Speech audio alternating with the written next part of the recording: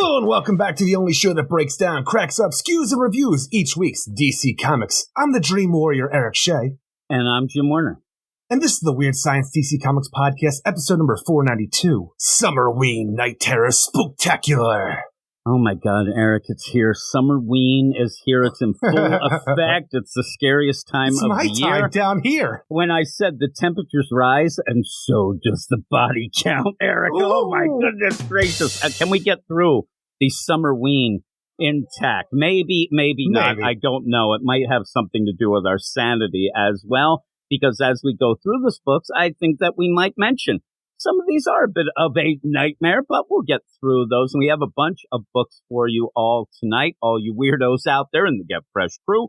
And if you're wondering, oh my, what about the other books that came out? Oh my, we're the Ravager. You'd have to go over to our Patreon, patreon.com/Weird Science, where for our Patreon only Badass Spotlight, we talked about Adventures of Superman John Kent #5, Steelworks #2, and Night Terrors Ravager #1. And if you're not a patron, you have to get over there to find out what Eric says is the most important book ever that's ever been written is happening on that spotlight. Well, since the last time you said that, but you are the most important book in Night Terrors and going forward in the DC universe. Yes, you talked about that on the spotlight, which is about an hour and a half long. So if you get done this one, you want some more, plus a bunch of other shows, you just go over to the Patreon. Like I said, patreon.com/Weird Science. Also, you can check out our YouTube channel, Weird Science Comics. All these things will be in the show notes. You can click on them, go all over the place. Everything Weird Science, but it is Summerween, and we want to get down to the down and dirty horror, whatever. I mean, horrific, Eric. So where is he going with the down and dirty horror stuff? Down and dirty horror stuff. And yeah, it started out this week, and if you end up, you're listening, and you're like, well, I didn't really want to get, say, the Night Terror's First Blood. We'll be talking about that. But you actually have the DC Infinite app. It's on the app right now. You can go and read that right now. Day and date it came out, and I had a video about it. And the Batman? Yeah, the Batman's the Ultra subscription level. But that's how they get you, folks. That is how they get you. But if you wanted to read all of Night Terrors, it's actually a deal to get that Ultra for a year. Is still $100 less than getting all the books of Night Terrors. So I think that that's a cool deal. And I thought that was pretty neat. When I first saw it, and I did a video on this, but I first saw them like, boy, they are desperate. Holy moly, the day and date they put that out. And I had the thing, and I think they were smart. I think you want to get people involved, and there were a lot of people that were on the fence. The best way to get them involved is give them the issue, let them go through it. And I thought people who read it did seem more positive than probably me when we get to the Night Terror First Blood. Well, maybe you'll be more positive than me, but all of that, I thought that was a kind of a neat little bonus. What's that? Guess what? I don't really hate all of the Joker. Oh, my God, I hate it so much, Eric. Fuck you! There you go. That's what I say. I'm going to slice you. But with all of that, the books that were picked on the Spotlight, we didn't even mention, this was the first time we had 3 books on the Patreon Spotlight. We decided to tack on John Kent just so that we could be all Night Terrors all the time tonight. But those books were picked by the badasses of the Get Fresh crew. And this is a roll call, Eric. Here we go. Hey there, baby. I'm here to say that there's Night Terrors going on every day. Is that a good one? I'm terrified. I think you like it. Stephen Batdad Mitchell. Trevor. Dad Nation, Eric K, Jeffrey Greek, Zach Walker, The Annihilator, Ted Probst, I Love Punchline, Stork, Michael S, Cam, Matt Razor, D-Man 3000, Niels T-Wort, David Fink, Stephen Baum, Jason Colby, Sue 42 to you and me, Michael G, Ken Halleck, Comic Boom, Rafe, Alpha Kenny Body. What is this, a repeat? That's crazy. Moly. I updated that yesterday. Somebody said, did you update it? It's not updating here, Eric. Oh, so Patreon. I don't know.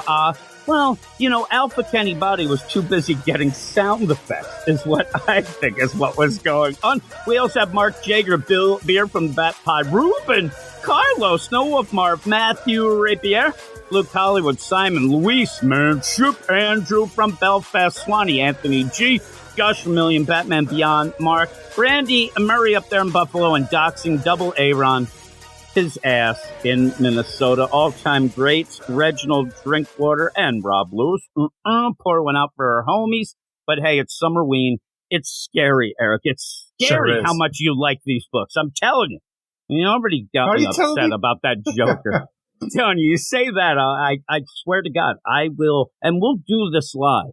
It'll just be weird.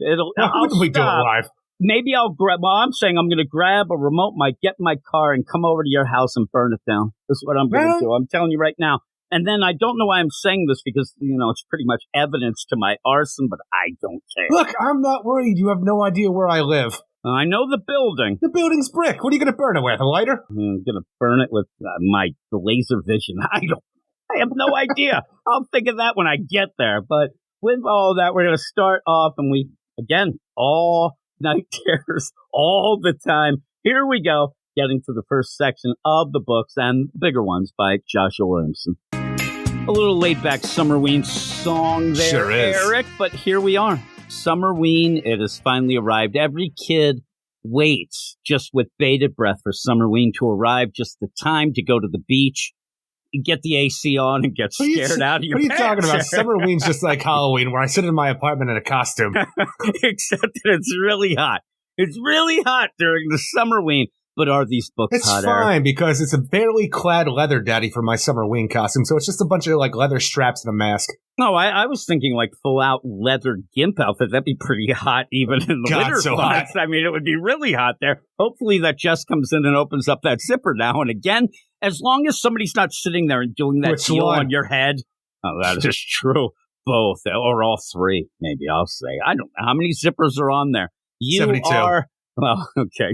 Here we go. Here we go with the Summerween hits. And again, when I did that song, it was a while back. And it was the idea that Dawn of DC had some momentum going on. And then we hit Night Terrors with a K. And I think that that brake screeching sound effect. Yeah, really. And that's just wait. I'll tell Tiny to go out and drive for 5 minutes. We'll get that. But when we have this whole play, I did say that one of the things that I'm going to have to not do so much is while I'm reading these thinking, man, I really wish I was reading the version that was in the Dawn of DC, and we'd continue. Now, you don't really get that feel yet this week, I think. When we get, say, a Green Lantern, or we end up getting some other books that we've been really, really enjoying, I think that it might end up I wish that we were back in just the Dawn of DC, but I think that even with me not being that much... It's always darkest before the dawn. Well, I'm telling you, I ended up where I think that DC.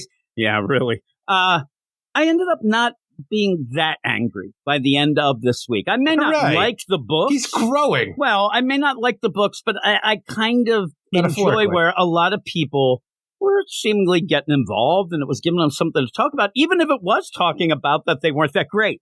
A lot of the times at DC in the past year or so, people have just been blasé with everything. At least it's lit a fire under their ass. It may not be a great one, but at least it's there. And one of the things that I didn't hear that much that I thought this week that we'd hear a lot of, here we go, Joshua Williamson, another bomb, all this. I didn't really hear that much. A lot of people were expecting little from this.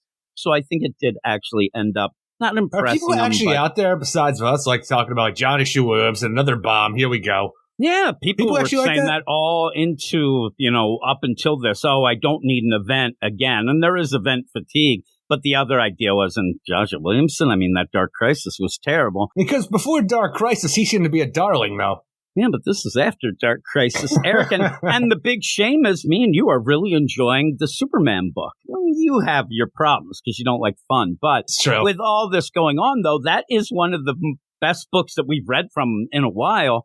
Maybe because it just started. But this whole Night Terrors, when you go into this, too, we're going to get Night Terrors First Blood #1. That's what we're going to start with. That is the kickoff to the main Summerween event, Night Terrors. And then we'll go to the Night Terrors Batman. But after this first section, we can talk a little bit about the idea.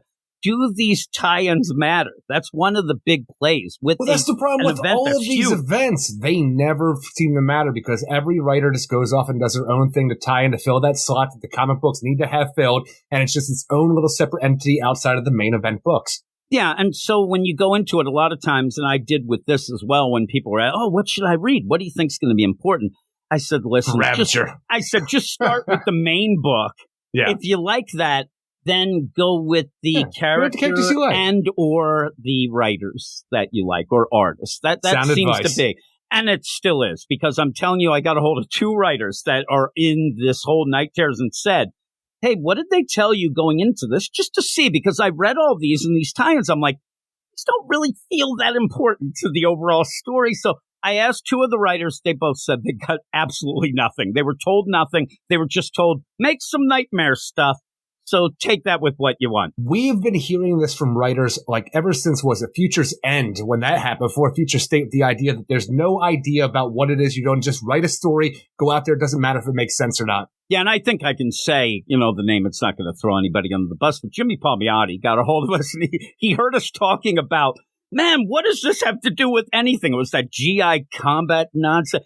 And he got a hold, because we were like, GI Zombie. Suddenly they were on a barge with zombies in the bay. And 5 years from now, shit gets real. The bay. Well, this doesn't make sense. And I think he got so upset hearing us lose our mind about what the hell is he writing, that he got a hold of me and said, I just want you to know, they didn't tell us jack shit. We didn't know what we were doing, so we just made a story that wouldn't impact everything else and just tried to have fun. And that's what I think that is basically going on here. And so with that, I think that where we saw, and if you want to go hear us talk about it again, we did it on the Patreon Spotlight, but the idea of Ed Brisson doing the Ravager deal, it does seem to tie in a bit to his Stormwatch story in the Batman Brave and the Bold anthology.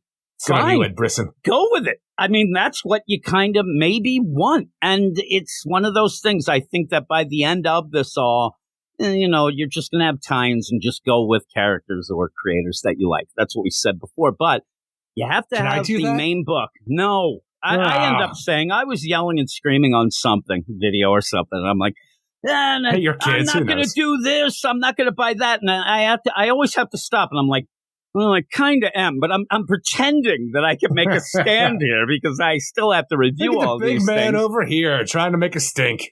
I know I am really a big man. I got all of my, phone books. I was on top yelling. Got 7 Apple freaking cards to stand like 20 of them. I still can't reach the top shelf. I'm like, get Eric, I need the corn. But you end up with all this. That's why we're here. That's why we're skewering and reviewing stuff. Because if, say, you don't want to end up getting the Poison Ivy, you can hear us lose our mind when we talk about it. So I think that's what we're here to do. You don't understand. Don't say anything about that Joker. I'll slice your ass. I'm telling you, I will kill you. Though you might be surprised what I think about it, Eric. I don't think I will. I don't think you will either. But we're going to start with the main book, and we'll talk about more of this as we go on and what we hope happens and what we think should have or whatever. But Night Terrors First Blood, #1. Can't wait. Wake me up when September comes, when Summerween ends. That'll be the new song. Night Terrors First Blood, #1. Written by Joshua Williamson, art by Howard Porter, Brad Anderson, and Troy Patiri. Now, when I went through this, I sat there, I'm reading it, I'm like, all right, the first thing that I start off with is, okay, nobody's going to know who Dr. Destiny is. And you start out with that. I thought that was it works, but I think you could have come out with more of a bang. But I also thought, boy, Eric's going to hate this art because you don't like Howard Porter's art that much. And it's full out Howard Porter art. And I like it. And that's what really got me by the end, where you told me you hated the art, hated it so much. You said it's a weird situation. Because I don't believe I remember saying all of that, but I did say I didn't like the art that much, because even when you start this issue out and you have a dream state going on with John D., who's Dr. Destiny, not realizing that he is in a dream himself, surrounded by his family, thinking he just woke up from a crazy dream where he was surrounded by costumed people. When you have this, which is supposed to be a normal presentation, before the nightmare even starts, I'm looking at John D.'s face here and even his wife here, and I'm like, they look like monster beings already. You say that, and now we're going to get into it, Eric. First off, do you think his wife calls him the Big D? Because I hope she does. That's what I'm saying. But his wife's dead. This whole play here, this is where I started thinking more, and I thought that if I cracked the code, I might like this better. But this should be his pretty much, sedated dream as he's in Arkham Tower. He is actually in Arkham Tower at this point, sedated in a psychiatric ward. So this should probably be the idea that he is in his own mind, he's been drugged, he's all that, and he comes up with this. And I wish that they played out a deal where you had what is insomnia waiting for this moment, waiting for them to do something to him psychologically in Arkham Tower that gives him that open door to get in here and fuck with things. And that would have really, I think, tied some things together here. You don't get it. So when you get in the beginning, you're just kind of like, oh, well, he's just having a nice day. Oh, no, a nightmare. It's one of the problems that we have because we have a big 2-month event with all of these tie-in books. You know, like even the idea of what the main book is a little weird because, you know, you have Batman being a big book as well as First Blood starting things off here. And the introduction of Insomnia, this counterpart to Dr. Destiny who had the Dream Stone. This guy's coming into the dream world. He wants to get his hands on the Nightmare Stone. He doesn't know where it is. Dr. Destiny hid it somewhere inside the mind of like the dreams of a villain or a hero. So that's why he has to search through 2 months of fucking assholes trying to find them. But when we have the insomnia go on, it's like, okay, I'm going to do this. I'm going to get to the real world by possessing a human body and John D here, Dr. Destiny. But also, there's nothing about the idea of where did insomnia come from? Who is he? That's my biggest problem. You have no rules, no backstory. No. Even you're just like, this guy's here, bad shit's going, and you're going to have to wait probably 2 months to find out why. And that doesn't seem like a lot. It's just a lot of books to wade through to try to figure out what's important and where you're going to get the actual story in the background of this big 2-month event. And I think that the play could have been better. And I think one of the things, again, I said that, hey, we start with Dr. Destiny. A lot of people don't know Dr. Destiny, and you don't really know what he's up to. And hell, they even in Wonder Woman 84, they freaking did an amalgam. Like, here's Maxwell Lord combined with Dr. Destiny because so neither one of them's big enough for Wonder Woman 84. So when we end up having this, I don't feel like it's trying to play out almost like the beginning of Scream. You know, you have Drew Barrymore. She gets, it's kind of a cold open here because we don't really know anything. What's your favorite scary movie, Jim? But that's the thing. That builds tension, and really sets up a really cool opening till when you get done, like, oh, crap, now the real movie's going to start? This didn't have that feel to me. And where I wanted to see, because, again, when he's sitting there with his family and he's like with his wife, oh, this is great. You know, I'm not even thinking about these people in costumes and tights. It was all a dream. You want to play out an idea that this is part of his therapy, maybe, but it all just gets thrown at you. You really don't know that. And like I said, I wanted to see, Daddy. I wanted to see how this would play out. And then when he ends up seeing that it's a nightmare, freaking out, and then just seemingly walking to the Hall of Justice, goes in, sees, oh no, it's haunted, and then we get it's haunted. That doesn't work out well in my mind in the whole reality of what's going on. Yeah, it gets Dr. Destiny's body to the Hall of Justice. That's all it really does. When they show up, he's there, but it doesn't connect well with me. Well, I'm saying, though, especially with everything you else have, because by the end of this whole issue, Insomnia is going to put the entire world to sleep so it can wade through the minds and memories of people to try to find the Nightmare Stone that Dr. Destiny is hidden from him. But when you have the idea, it's like, all right, I can get the Freddy Krueger rules. If you die in your dreams, you die in real life. But when you have an idea where Dr. Destiny was brought to the Hall of Justice in his dream, and then outside of that, there's an actual physical dream construct of him in the Hall of Justice while his physical body's also in Arkham Tower, you have the idea, like, how do you make this work, and why do we need an actual physical body in the real world, like, you know, in the form of, you know, John D, Dr. Destiny, but Insomnia, when everybody else is sleeping, the whole story's going to take place in the dreams. Is it just like, you need somebody for a wake Damian Wayne to fight? There's going to be something that comes up a little later where it's mentioned, you know, my night warriors, you know, those dream warriors things and whatever. Yeah.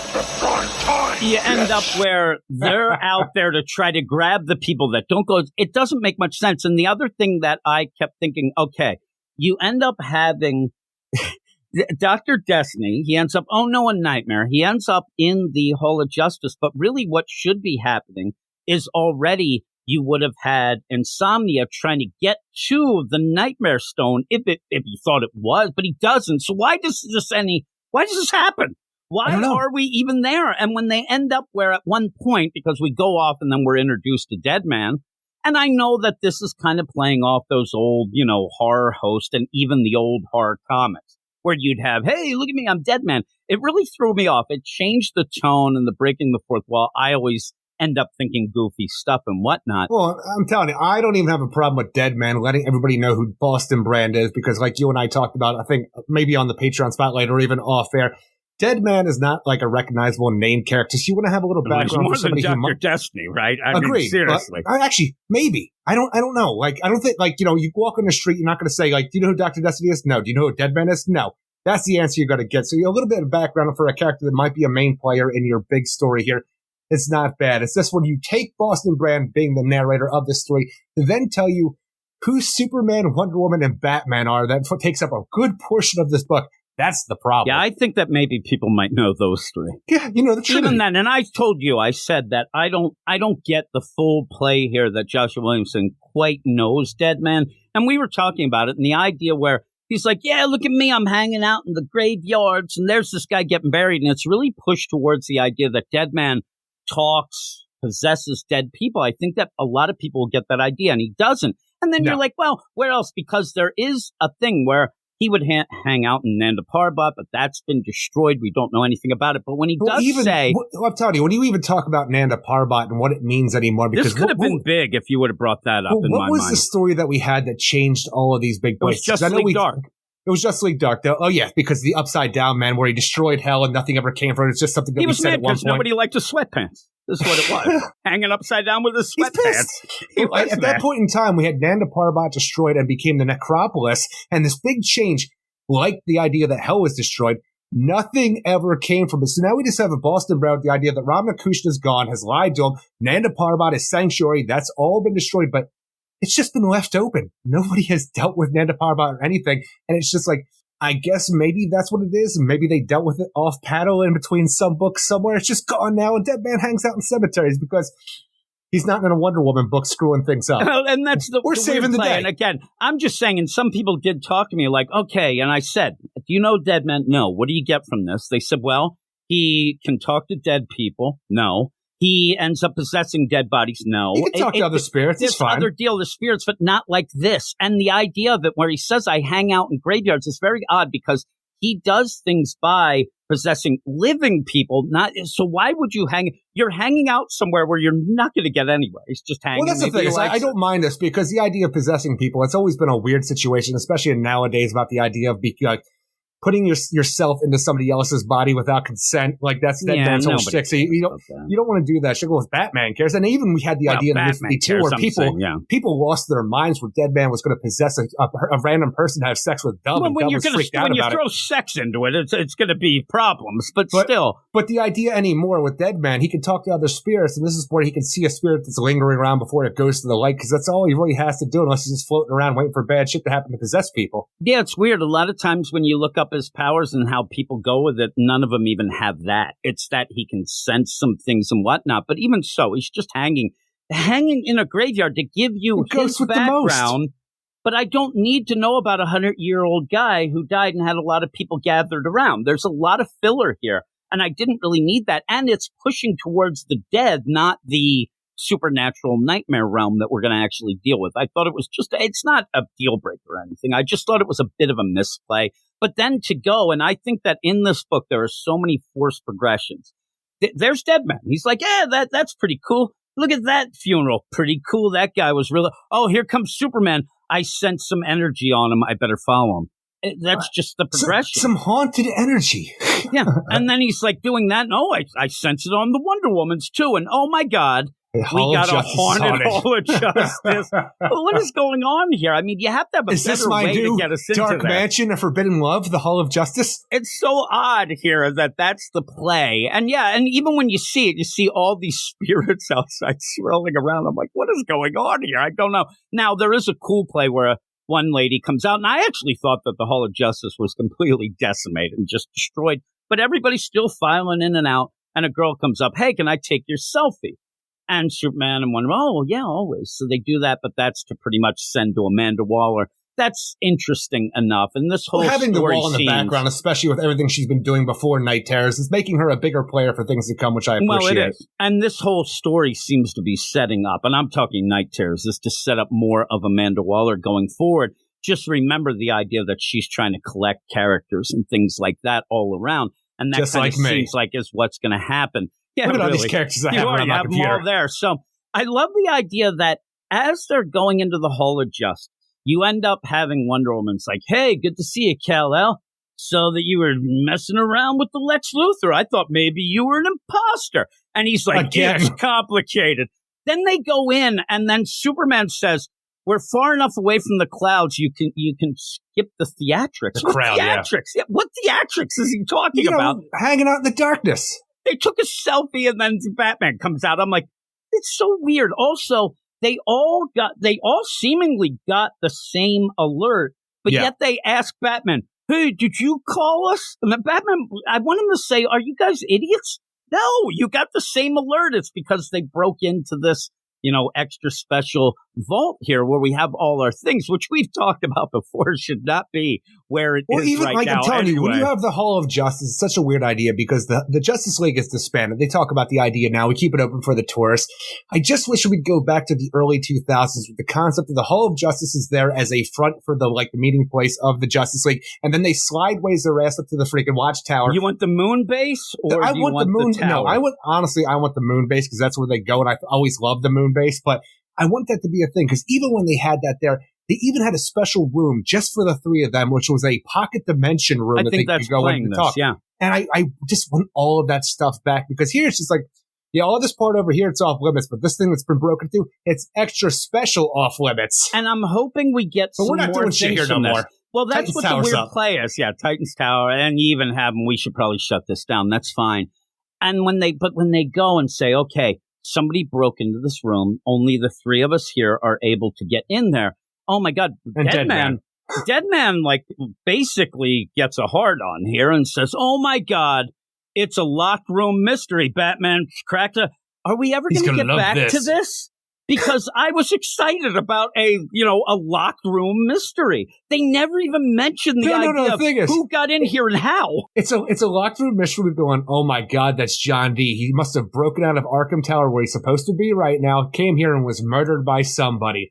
Well, by the end of this, oh no, his ass is still in Arkham. This is a nightmare dream construct, and also Insomnia is the guy. We figured out the mystery. It's we just got our hopes up a little bit too much for that locked door mystery. That actually gives me more of a deal because I think that Batman would have this set up where even that wouldn't be able to break this whole thing in this construct. Look, you say that. I don't know. Well, the thing is, you say that. I agree. Dead Man should not even be able to get in here. No, he should have had a problem where he got stopped and then he had to do something. Also, then, while this is going on, you end up, and this is, again, this progression. They walk into the room, there's a dead body, and first off, the idea that who is to say that this body isn't the intruder, or who's to say anything like that, but they already kind of know everything, and then Batman says, John D., how did you know that? I know. All right, let's move on. Thank God, because I couldn't pick him in a lineup. I mean, look at this guy, and then, oh my God, what's going on? I think. And then Superman says, somebody's sending us a message. And then you get the phone ring and it's Harley Quinn off in Arkham Tower. Hey there, Batsies.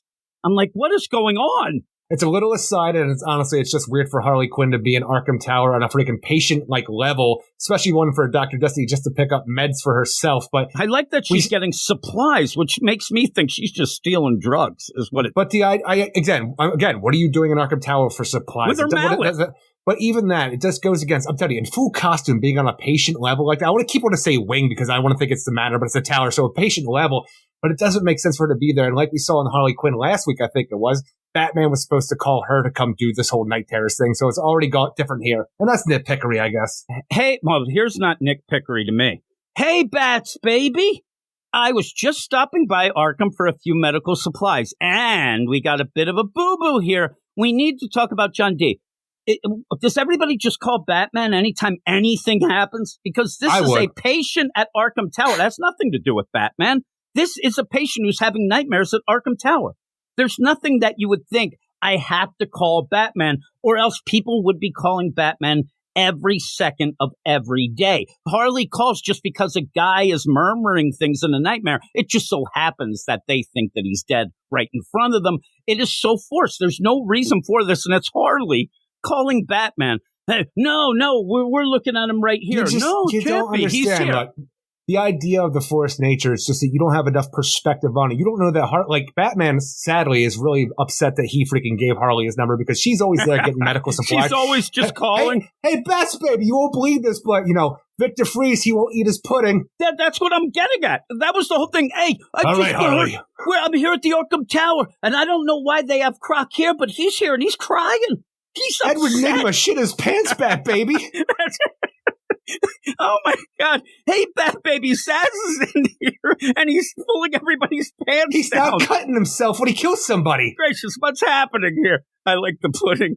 Yeah. Hey, they don't like the movie selection tonight. Oh no, call it the Bats, baby. All right, Harley. I just kept thinking, like, why is she calling about this one guy who's now freaking out? There's no reason. For who the character is, the idea of screaming in his sleep, having this weird attack that he's having.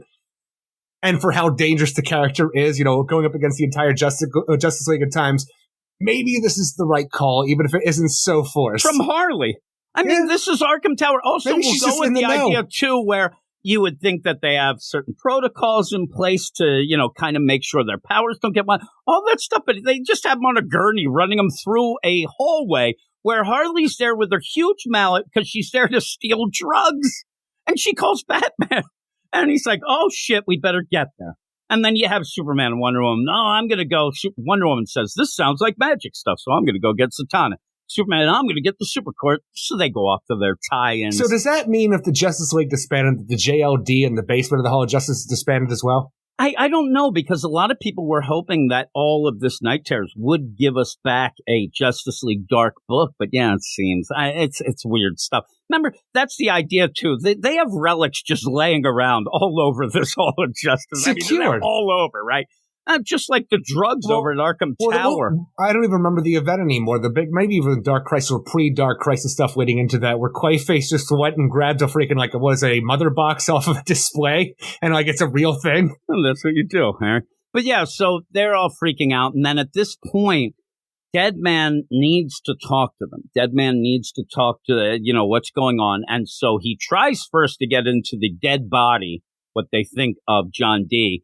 Even though that is a country. Stop trying to possess dead bodies. Yeah, that's where you go. He can't do that anyway. Stop using Wonder Woman book rules. Yeah, and you end up where you even mentioned Wonder Woman earlier when he was talking about her. But the idea she was dead when we hung out. I'm like, you hung out when she was alive though too, so it didn't make much sense. And that's one of the best things where you had the Clune Reds who were on the actual Wonder Woman book, and you have Joshua Williamson here bringing up Deadman, letting you know who he is for the most part. Maybe it's a new status quo for Boston Bread, and he's letting us in on it. But the one thing that he does here that the Clune Reds fucked up all over, because they did nothing but fuck up Boston Bread in that Wonder Woman book, but at least the Trinity can't see Boston. In that Wonder Woman book, everybody can see Boston. It's true, but I love this idea because, again, maybe it's page face or whatnot. Well, Boston tries to get into that dead body. You kind of get a rule later, well, he couldn't because it was a construct, but that's not the case either. He can't get in dead bodies. So he's like, I know that bats won't like this. It's funny, he doesn't try Superman or Wonder Woman, but he gets into Batman. And then immediately Superman goes, Deadman, is that you? What's going on? Usually, too, you have a purple aura around when you end up having the Deadman inhabit a body, and this is red, but that's fine. But yeah, immediately, though, they like, hey, it's not even like, hey, I got some wicked cool news. Hey, what's this Boston Brand here? He's like, Deadman, is that you? Yes, it is me. And then were you here the whole time? All this stuff just to say the realm of dreams and the world of death are connected. Related, like brother and sister or something. And that seems a little shady. There's nothing shady about brother and sisters being related. Primordial, real bad mojo. And then Batman, he ends up, pretty much vomiting him out, which I hate. I like when they go, Deadman used to go into your chest. For some reason, it's just very The Frighteners. You remember that Michael J. Fox movie? Yeah. It's like that. It's kind of a thing that I believe that Neil Adams and that last bunch of Deadman nonsense that you bailed, he started doing that as well, and I think they're going a lot from that as well. But you end up, Batman fights it off and says, and I like where he's like, I heard what Deadman said. I was in there. Never do that again, Boston. That sets up kind of what happens later then. But he goes off, I got to get to Arkham Tower. Boston, you follow me. Just yells it to him, hey, Deadman, come with me. And they go What's he going to do, wait for a response? You got to just yell it. Well, I'm saying they're not going to mess up the rules here. He just yells, Boston, if you're still around, you follow my ass. Let's go. And they leave, and that's where you have that girl call off to Amanda Waller. And that's actually one of the most intriguing things of this week is Amanda Waller still keeping tabs on everybody and what she is trying to do in here, even though when she says something wicked this way comes, I want her to look around like, damn it, I'm alone. Nobody heard me say the cool line. But the thing is, you say that she's got a gigantic robot, man. I have no idea what this is. Shine a light on whatever they're up to for me, will you? Read you loud and clear, Weller. It will be so bright, it will burn. I'm just sitting there if I'm Mandalore, I'm like, why do I keep you around? Who are you? Come on now. Get me a soda. Look, I just said something wicked this way comes. You can't try to one-up me with your bullshit robot thing. It's like a giant robot Prometheus. It seems like Insomnia's just a kind of whacked out version of Dr. Destiny. His characters that he creates are almost like Earth 3 versions of everyone, or this little maybe she's supposed to be on Earth 3 still, and we have a multi-dimensional cell phone that this lady's contacting her on, because I want to know how and when Mandalore left Earth 3 after the war for Earth 3. Well, we might find that. I'm saying even before he did Earth 3 stuff, a lot of his characters are just variations of known characters. That's how he usually plays the stuff. So that's probably like, Prometheus, not us. Eric, I was trying to come up with something, but you end up were you really? It does look like Prometheus, though. A giant, hulking Prometheus. The Prometheus that laughs. Yeah, that's what it'll be. So they go off, and you end up having Harley, just standing around. She shouldn't be there. She's just there. They're like, oh, Harley Quinn's there with her mallet. Oh, that's fine. Batman comes running in. You do end up where Dr. Destiny is yelling, please, his eyes. I'm thinking, okay, what does that mean? What are we going to get? And he says, if he finds the Nightmare Stone, it'll be the end of everything. And then he just explodes. Explodes purple goo. Slash splat. Yeah, slash splat. It happens. And everybody's just like looking and like, oh, crap. And then you have the play where Batman says his wounds are identical to the ones that he had in the Hall of Justice. Harley Quinn just yells out, oh, shit. We got Freddy Krueger rules in here. Now I'm playing with power. Now they're playing with power. I'm like, why are you jumping to these conclusions? We didn't really get much of any sort of info. You're just playing the tropes and the cliches, but I guess you can go with that. But yeah, oh my God, if we end up dying in our dreams, we're going to die in real life. Oh my God, let's go. And then Batman's trying to figure out what is the Nightmare Stone. Now, this is the big deal here where you have what is Insomnia talking out of the body, the dead body of John D. And he's like, that, he hid the Nightmare Stone long ago in the dreams of his enemies. And they're trying to figure it out. I like where Batman's like, Boston? It's not me, Bats. It's not me, but Batman can't hear him, so who knows? Yeah. So he says, maybe we can team up to find it after I kill a few Robins. You can, all that stuff going on. But this is where he jumps up. And, you have, this is horrific. I mean, this looks like a horror movie here. It's so crazy to me, though, because, like I said, we had known nothing about this Insomnia character besides he's going to make the entire world sleep to find the Nightmare Stone that's hidden in somebody's dreams. But when you have John D., just a normal guy, he has the Dream Stone, he has the powers to manipulate and do corrupt people's dreams into reality and all the other stuff that Dr. Destiny's for. I don't think Insomnia needs more power at this point in time because he can already do all of this shit. Like, it feels like he's already using a nightmare kind of conduit. Yeah. And so when he jumps up, he starts talking trash to Batman. Batman hits him with a batarang. He's like, really, a batarang? That's really going to do something to me. You're out of your depth here. But then he starts to play that whole play of, now you want to try to figure out who this Insomnia might be. There are little things that he says in here where the superheroes ended up dissing him and they didn't treat him right and things like that going on. Snapper car. Yeah, who knows? At one point, he even calls Dead Man brother. There's some weird plays going on. Hulk Hogan. This whole thing about, dreams do come true. It's all Freddy. It really is just a lot of Freddy stuff.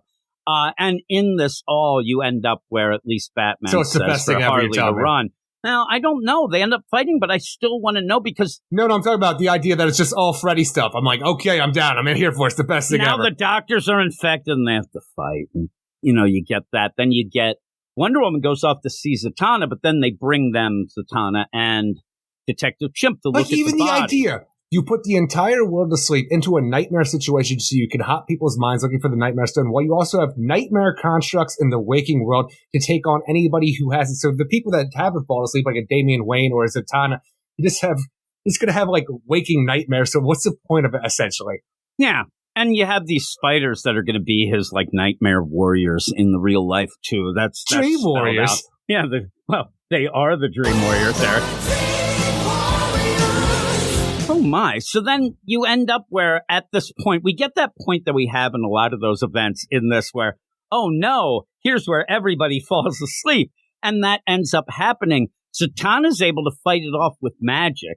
She says no sleep is backwards, drive me nuts, but it does not help Wonder Woman or Detective Chimp for whatever reason. And then then she says crap backwards and both of them shit their pants. But the whole play of this, I they're still... asleep.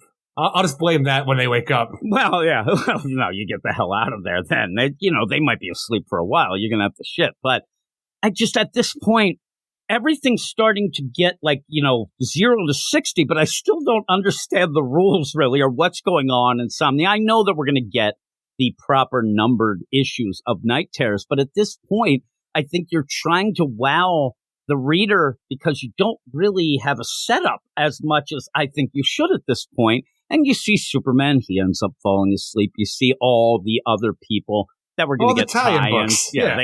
And then, as we said, me and you were discussing this on the Spotlight, you do see what I guess is Earth or an eyeball or just a marble, but it looks like it's enveloping the whole world. And thank God that Skywatch is a satellite outside of Earth, so Stormwatch is still able to be awake. I don't get it. I'm telling you, what we were told, they weren't told anything. But in that, there was somebody who, even before this happened, ended up asking Joshua Williamson, well, if this ends up doing, how many people are going to die from, plane crashes and all? And he's like, just like everyone loves Ivy. Yeah. And he's like, oh, nobody will. They'll make sure that everything's fine. Who's they? I said they. The quintessence? What are we talking about here? Who knows? But yeah. And so you end up having all this. And that's where he says with these weird spiders and shit coming down. He's like, my sleepless nights come to anybody who resists. So they're going to have to fight those assholes off. Harley's like, oh no, I think I'm going to fall asleep. But then Batman ends up, and it throws me off. Emergency protocols activate. There's a weird play in this where I think that Joshua Williamson just keeps wanting to have jokes and fun, and it throws the horror off. But yeah, you get the protocol. No sleep till Gotham. Can you tell how excited I was, Eric? There you go. You get no sleep till Gotham protocols. Seems like too long of a protocol when real shit is happening, but he ends up where it pumps him full of adrenaline. Now we got a crank situation on our hands, but it's not enough. He's trying to do this. He's getting fought. I like the art through the most part of this book. This page gets wonky with Batman transforming all this. He gets knocked into the nightmare realm where he's goth kid Bruce Wayne, even though he looks a little older here than what we get in the tie-in. But what you get for the tie-in and everything like that is that Bruce Wayne, when he was a young boy and witnessed his parents murdered in front of him, he wanted to look his best for the night out to see Zorro, and you wear you wear eyeliner, Jim, and then you're crying to your parents, and your eyeliner runs down your face, or that you're a Juggalo or the Crow. I thought he was a Juggalo, is what I thought, is what was going on. He's Eric Draven. So Bruce now has been, even though he hit the no sleep till Gotham, that didn't work. He's in the nightmare realm. Yeah, well, that sent it out to Damian, so he knew shit was going on. The reason why Damian doesn't go is all that shit that he read. We'll get to that in the time. Yeah. But yeah, he ends up, Batman gets knocked out. The no sleep till Gotham. I guess that ain't what happened. It's Boston's time. The problem was they were already in Gotham. That's why he fell asleep, Eric. You have to do that outside of Gotham. They're in Washington, D.C. They're in the Arkham Tower at this point. Oh, you're right. For some reason, I thought we were still in the Hall of Justice because of the two John D. But you're right. You can go with that. He says it'll take him 15 minutes, so that's pretty quick. But yeah, they're ended up done. And so all this going on, and Deadman freaks out and doesn't inhabit the body of Batman. Oh, he's not going to like this, but he's doing his no sleep till Gotham. That's the thing is, Deadman is the worst Batman ever because, look, I'm going to inhabit this body. I'm going to fight these things off as Batman to keep him safe and pretty much, try to fight these things off. What's his first bit? I'm going to bite a spider monster in the face. Then starts talking to himself. I'd normally crack a joke here. Oh, would you? What was the joke there, Deadman? And he says, but I'm going to do what Batman does, the silent treatment. I got a little confused there with the art as well, but then you get Insomnia say, oh, You're like me, brother. I'm like, oh, shit, it's Cleveland brand we got going on. I didn't know what was going on here. I told you, it's Hulk Hogan. It might be. Listen here, brother. That's all he's doing. But he says, you could be so much more than a hero. Insomnia Mania's going to run wild all over you. And he does know that it is Deadman he's talking to, because he talks about the circus performer and the play of you should join up with me. You waste your talents. You should help me find the Nightmare Stone. Okay, you got that, but then he just grabs him by the neck. What do the dead dream about? Yeah, and then the weird play here is, and I told you, the whole idea is he still should be in the John D. body there. And that body transforms. It looked weird, but yet later, say in the Joker book, he's just there and he's recognized as Dr. Destiny by the... It's a weird play. It's a weird play there. He just calls him Mr. D. Do we even have the idea that he thinks that this is Dr. Destiny, or is the Joker just in his own little dream, or this is just Mr. D and nothing like Dr. Destiny or Insomnia special? John D. It's weird that he would just grab that name out of nowhere. So it's a weird play. I don't think even it matters the idea anyway. Through all the Night Terror books, thinking it was a hint. Well, dude, the thing is, I know that I read this book. It's the first one. Actually, it was the second book I read, because I read Ravager first and thought to myself, man, I got to read that first book first. So I went and read this, and even though it's right here, we just talked about the idea that it's John D's dead body being inhabited. What we believe to be the dead body, he might come back by the end, but inhabited by this character Insomnia, and he's going around. So for some reason, I got done this book. I never once thought anywhere else we saw Insomnia that it was John D's body. I just thought that was Insomnia, his own character. But when we get to the Joker by the end, when he says Mr. D, I'm like, oh my God, it's John D's brother. That's what I thought. But then I'm thinking, wait a minute. But he also called Deadman brother. Oh my God, what do we got? We got Hulk Hogan in this shit. But it's a weird play. But that's where the big, character reveal. I'm Insomnia. Now tell your good friend Insomnia, what did the dead dream about? And I possess the living. I wanted him to say Leonard, but you end it. It's a pretty cool panel. About being alive. It's a pretty good. Also, I do want to point out there was another line that I didn't bring up. I think it was in this, where you end up when Batman ends up vomiting up Deadman. You do that again, and I'm going to make you see the light. I wanted Deadman to go, please. That's all I want. Send me to heaven. That's what I want, Batman. I'm like, that's not real trash talk to Deadman, Batman. Come on now. But, it kind of made me giggle. But overall, I like the art more than you, so I'm really interested to see what you thought of the story. I just thought that the story, it has some neat moments. It has some cool concepts. But as a story, I think that it has really forced progressions. And some of the things don't make much sense. And I'm left with, and maybe this is the play, because this isn't a numbered Night Terrors book. But at this moment, I feel like I'm more confused than I was when I started this. And that is not what I need to think after the first big event book. But what would you give it? Ultimately, I'm not a huge fan of the art, but I'm like, okay, look, I'm here for the ride. It's like First Blood. We got the story established. I think we took too much time to get the story established by letting us know who fucking, Boston Brand is, Superman, Batman, and Wonder Woman. You spent a lot of time with that. I actually would have preferred you spend most of that time talking about Dr. Destiny, and maybe even a background, how the Dreamstone, and maybe it's like, at one point even put it through that, like, Dr. Destiny's perspective to talk about it. At one point, I had the Nightmare Stone, but I hid this for some reason. Just the I'd way like we to come know about about the that, right? I'm saying, just the way we come about the information, where Insomnia is just like narrating, monologuing to us about he done hid that Nightmare Stone in one of his enemies' minds. I'm like, all right, so that's our purpose for having all of these tie-in books. I get it. You need to spend your 2 months spreading this shit out, and this is how we're going to do it. I just don't know if Insomnia feels like a character to spend 2-month events on for what we're dealing with right now. I'm telling you, I'm here for the ride. I'm like, it's the first bit. It's going to have to build and have to grow from here. But I'm going to give it a 6.5 out of 10, because even though I'm not a huge fan of the art, I'm like, all right, look, we got our story rolling and we can move on from here. And it did a decent enough job, even though I think it fumbled a bit here and there along the way. No, you're way higher than me. I give it a 4.5. I thought that there was a lot of, I said, progression problems, but like you were saying, I really don't even get by the end of this, what are Insomnia's powers? What is he doing? Who is he? I'm telling you, they'll just be whatever they need to be along the way. But that's the thing, along the way, but we're already getting tie-ins this week. And that's where I'm saying that we're already into this event. You're already counting on people getting tie-in books to a deal, and we don't really know. I mean, I couldn't even sit there and tell you anything really about Insomnia. And like you said, one of the biggest interesting things of this is the idea of what this Nightmare Stone is and why would Dr. Destiny have it? Where did he hide?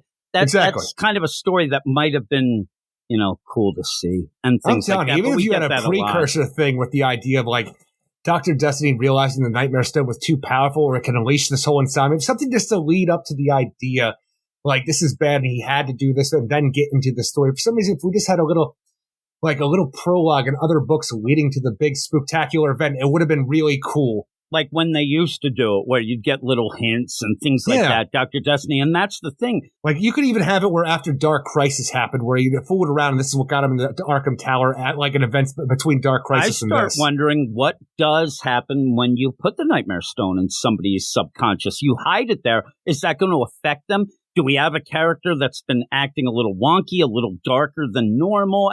And that would have been kind of a cool play. And I couldn't think of any. I'm telling you, it's the weird part is because you say that, and all I could think about is that weird, mystery that we had at the one point for who are the infected that the Batman who left has created for his, whatever he called it, the Six or whatever. Remember that one point in the button where you ended up having Flash and Batman they're acting differently. Starting and saying, people aren't acting right. We got to keep tabs, and we're going to... We thought it was a New 52 thing. Yeah, but separately, we're going to... And that kind of dissolved and whatnot with the demise and the delays of the Doomsday Clock. But still, I would have loved to have had something. And the funny thing is, when I started thinking, this is just stupid because it makes no sense, but I'm like, the Nightmare Stone, okay, can we blame that Heroes in Crisis for that as well? Like, everything bad that happens, I just want to say, oh, that's what happened there. But I will mention Heroes in Crisis in just a second, though, as we go to the next book, because the next book is Night Terror's Batman #1, written by Joshua Williamson, art by Gillian March, Tomei Moret, and Troy Patiri, with the backup.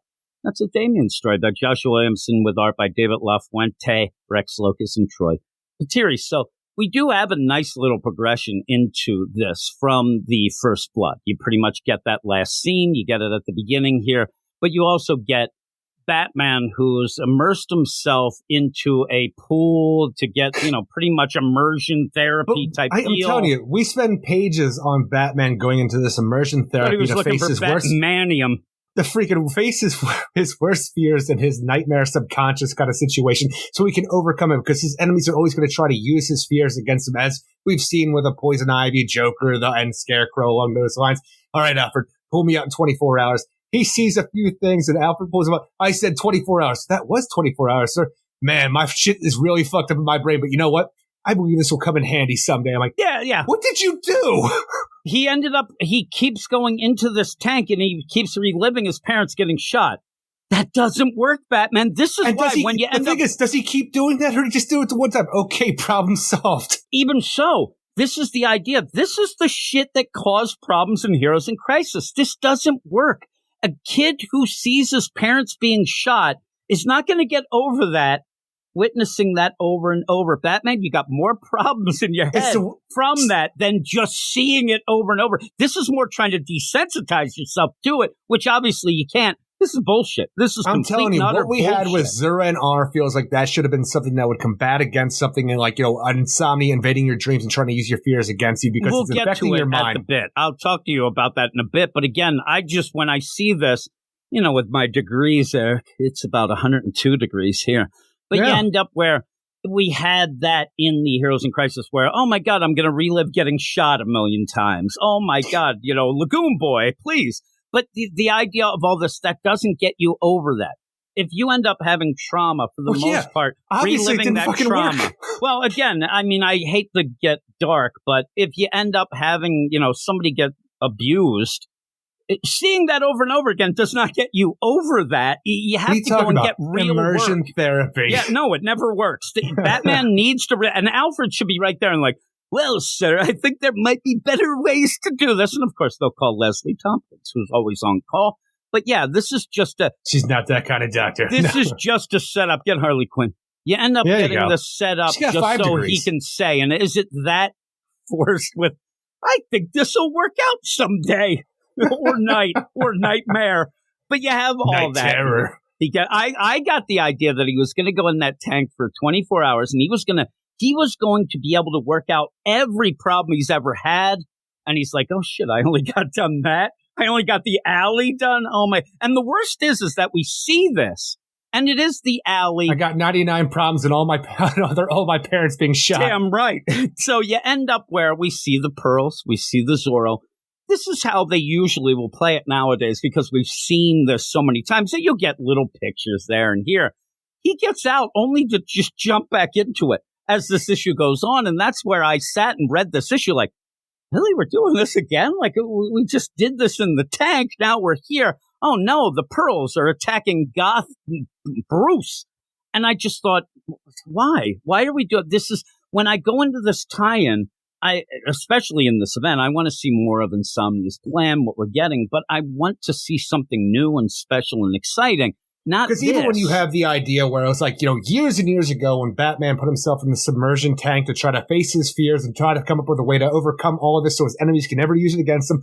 I wanted that to be something he did years ago to try to get over his parents' death. So to the point where, because we see it all the time, because you're going to have Crime Alley, you're going to have Joe Chill, you're going to have Pearls dropping, you're going to have all of the freaking normal over-the-top shit that you always have with Batman. This drives you nuts because you can never get past it. By the time we have Insomnia attack him now and we're actually in the dream world, I wish it was something new. Maybe the idea of Damian Wayne becoming evil. Maybe the idea of Damian Wayne dying on his watch while he's Robin. The idea that he couldn't be a father, like, the point where his father was killed and he couldn't protect his son. And it's just I would even go with new. Even Alfred would be somewhat new. We don't see it a lot, but you end up where. Yeah, I'm telling you, that's still pretty new. The idea of losing Alfred on top of everything else that he's lost, this relevant stuff. And it says long ago. Yeah. Long time ago. And I'm sitting there, I'm like, bitch, we've seen so many times that they continuously attack you with this, and it always works. It always gets to this. It didn't work, Bruce. But when you get to this whole play, I really thought that the play, because him doing this, when you get to the night, I thought that Insomnia, he did his homework, right? He did his little nightmare homework. Or, as everybody listening, we know what Bruce Wayne's big nightmares are. We get them here. Yeah. That he went a different way. He went a little bit like, oh, you think that I'm going to go here? It's almost set up to be that. The idea where Insomnia thinks, okay, normally they go after this. I'm going to go special. I'm going to do this and really wow us with something. Oh, my God, I didn't think that.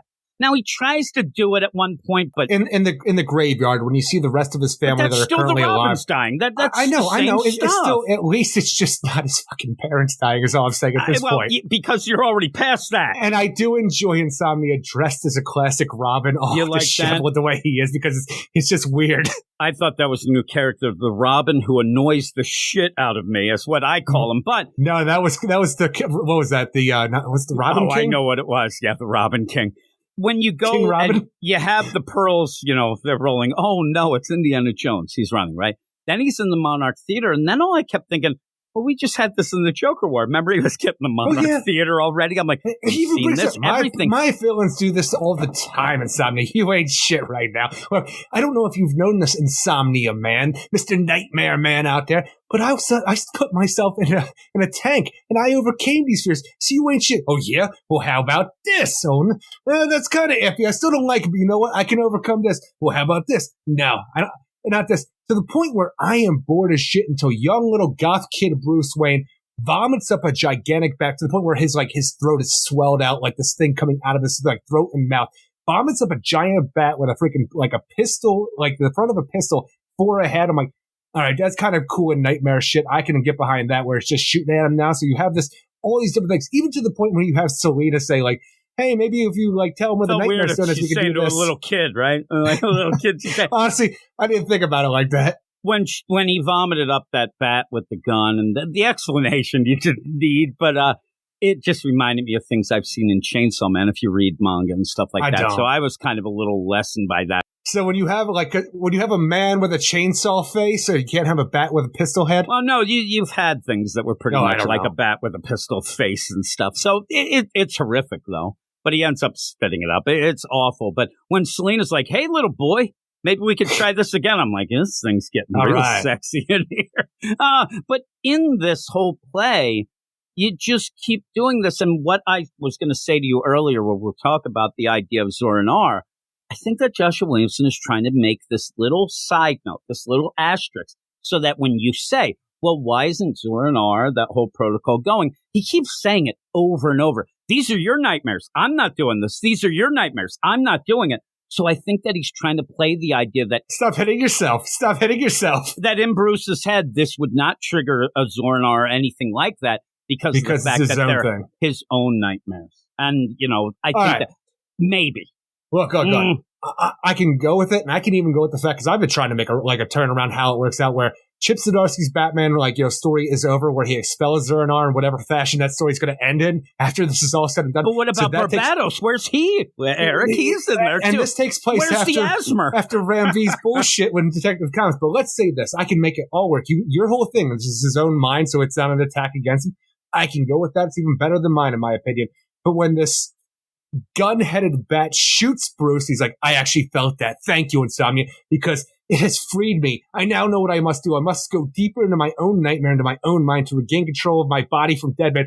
And Batman himself, little goth kid Bruce Wayne, turns into a gigantic bat demon. I'm like, all right, you lost me again. Nightmares. I don't know what you're doing. Is this part of the submersion therapy? I don't know. In the meantime, I thought it was I actually felt that. Now I can become a true monster in my nightmares because of feelings. I thought it was a little clever deal where in the Monarch Theater they start playing the, film strip and you see Batman in the waking world and there is Deadman in the body and Bruce. But I thought that was cued by Insomnia. And I'm like, why are you doing this, Insomnia? You're hurting your whole play here. You don't need to get him inspired for things, but he does end up seeing that and tries to fight back. I like little goth Bruce Wayne, that little juggalo. The thing is, it reminds me almost like the kid was the Dawnbreaker, the Green Lantern, Batman from the Dark Multiverse, for how kind of dark he was. I just imagine that's how he normally looked. But when you have Batman turn into the Bat Demon, thank you, Insomnia. I just have to go deeper into my own mind to face my fears. It sounds like, bitch, I told you, I am not the Scarecrow. I am not doing this. This is you. And all Batman does is run to Castle Grayskull or Bat Skull, goes into its mouth, and then it glows, and all of a sudden he's in the body of Joe Chill. I'm like, look, I understand what you're doing. You're doing Inception stuff where you're going deeper into your own dream bullshit like that. But what is this progression if you're a giant bat monster that runs up a stairwell to Castle Bat Skull and all of a sudden light shines out and now you're in the body of Joe Chill? I'm like, that progression, I know you're trying to do something it's a dream state, subconscious, whatever. Mm-hmm. You don't need to do that. Just say you're going to do it and fucking go there. Yeah, at one point, I think that Joshua Williamson at one point does try to get somewhere with the idea, your greatest fear is happiness. Maybe you should have went with that already. But when you end up having Insomnia keeps going on, and as he's talking, where he says, hey, when you have the bat with the gun, when you became Batman, you turned yourself into a creature of the night, transformed yourself into a symbol of nightmares. But now that nightmare has taken a mind of its own. All right, that's like Dark Multiverse. Then he says, how's it feel to have your own darkness turn it up? That's like the Dark Multiverse. Everything in there. There's about 3 times that he says, you're Batman. You've thought of all these things. You ended up thinking of your worst nightmares. Now they're coming to life. I'm like, that's just Dark Multiverse. A lot of this feels like then you get the Robin who annoys the shit out of me. It really feels like a Dark Multiverse character. And I think that Joshua Williamson really should try not to make this seem like a lot of other things. And like you said, unfortunately for the story, the idea that we're dealing in the Chip Zdarsky book with Zur-En-Arrh, we have the Barbados shit going, it's all swirling together, and it makes you think more of the things. You like to think that this Batman book is one of the bigger books in the whole Night Terrors thing because of how it feels, and dealing and with Batman Joshua directly. Williamson writing exactly, and so you got the head writer of the whole thing going on as well. But when you have Batman stuck in his nightmare world, going from different nightmare world to nightmare world within his own, all I can think about is the dream world's all they had in the freaking Dark Crisis, and how none of that fucking mattered too. That is a big deal too, because that was your worst, your dreams and what. It's all swirling together. I do when he goes into Castle Greybat.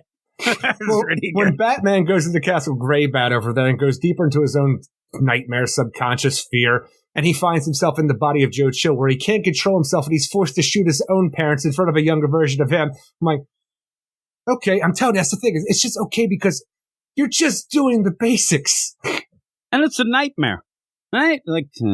It's just, it I gets just wonky. Need something new out of Batman right now. And the thing is, I say something new, just give him something new to worry about. 80 years on, we're still just dealing with the pearls dropping and Joe Chill and stuff like that. I need something more. The worst part is, I just need Batman to be deeper than this one thing. I know this thing is the turning point in Bruce Wayne's life and what shaped him for the rest of everything. but I need there to be more than this. That's all.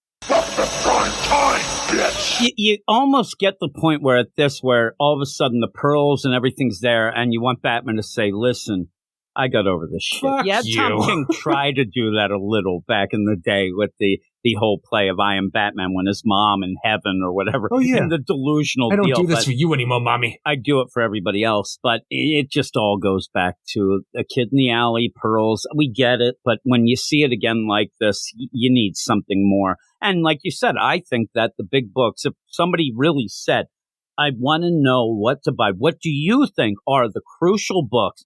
It would be just the main book in this Batman tie-in. Those would be the books that I'd say should be and probably are the biggest deal. But when we get the first of 2 issues of this Batman tie-in and we're just in the alley again, even when, I mean, the idea of seeing Monarch the Robin's Theater, dead, the but there, alley. the Monarch Theater, it's all the same stuff. You need something more. And really, again, I said at the beginning, we actually saw the alley twice because we saw the immersion therapy. Well, really? Not even that, because like even when we go into the actual dream world, and that's the 3rd time then, because we actually were in the dream world the first time when like Bruce is first brought in.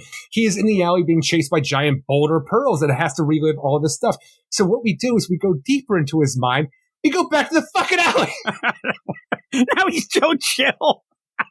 He's just a different character now. Oh, Jesus Christ. He's going to go to shoot. Now he's going to be actual pearls. He's one of the pearls. He's Mini Pearl. Why not? But then we go on Alfred that in the car waiting.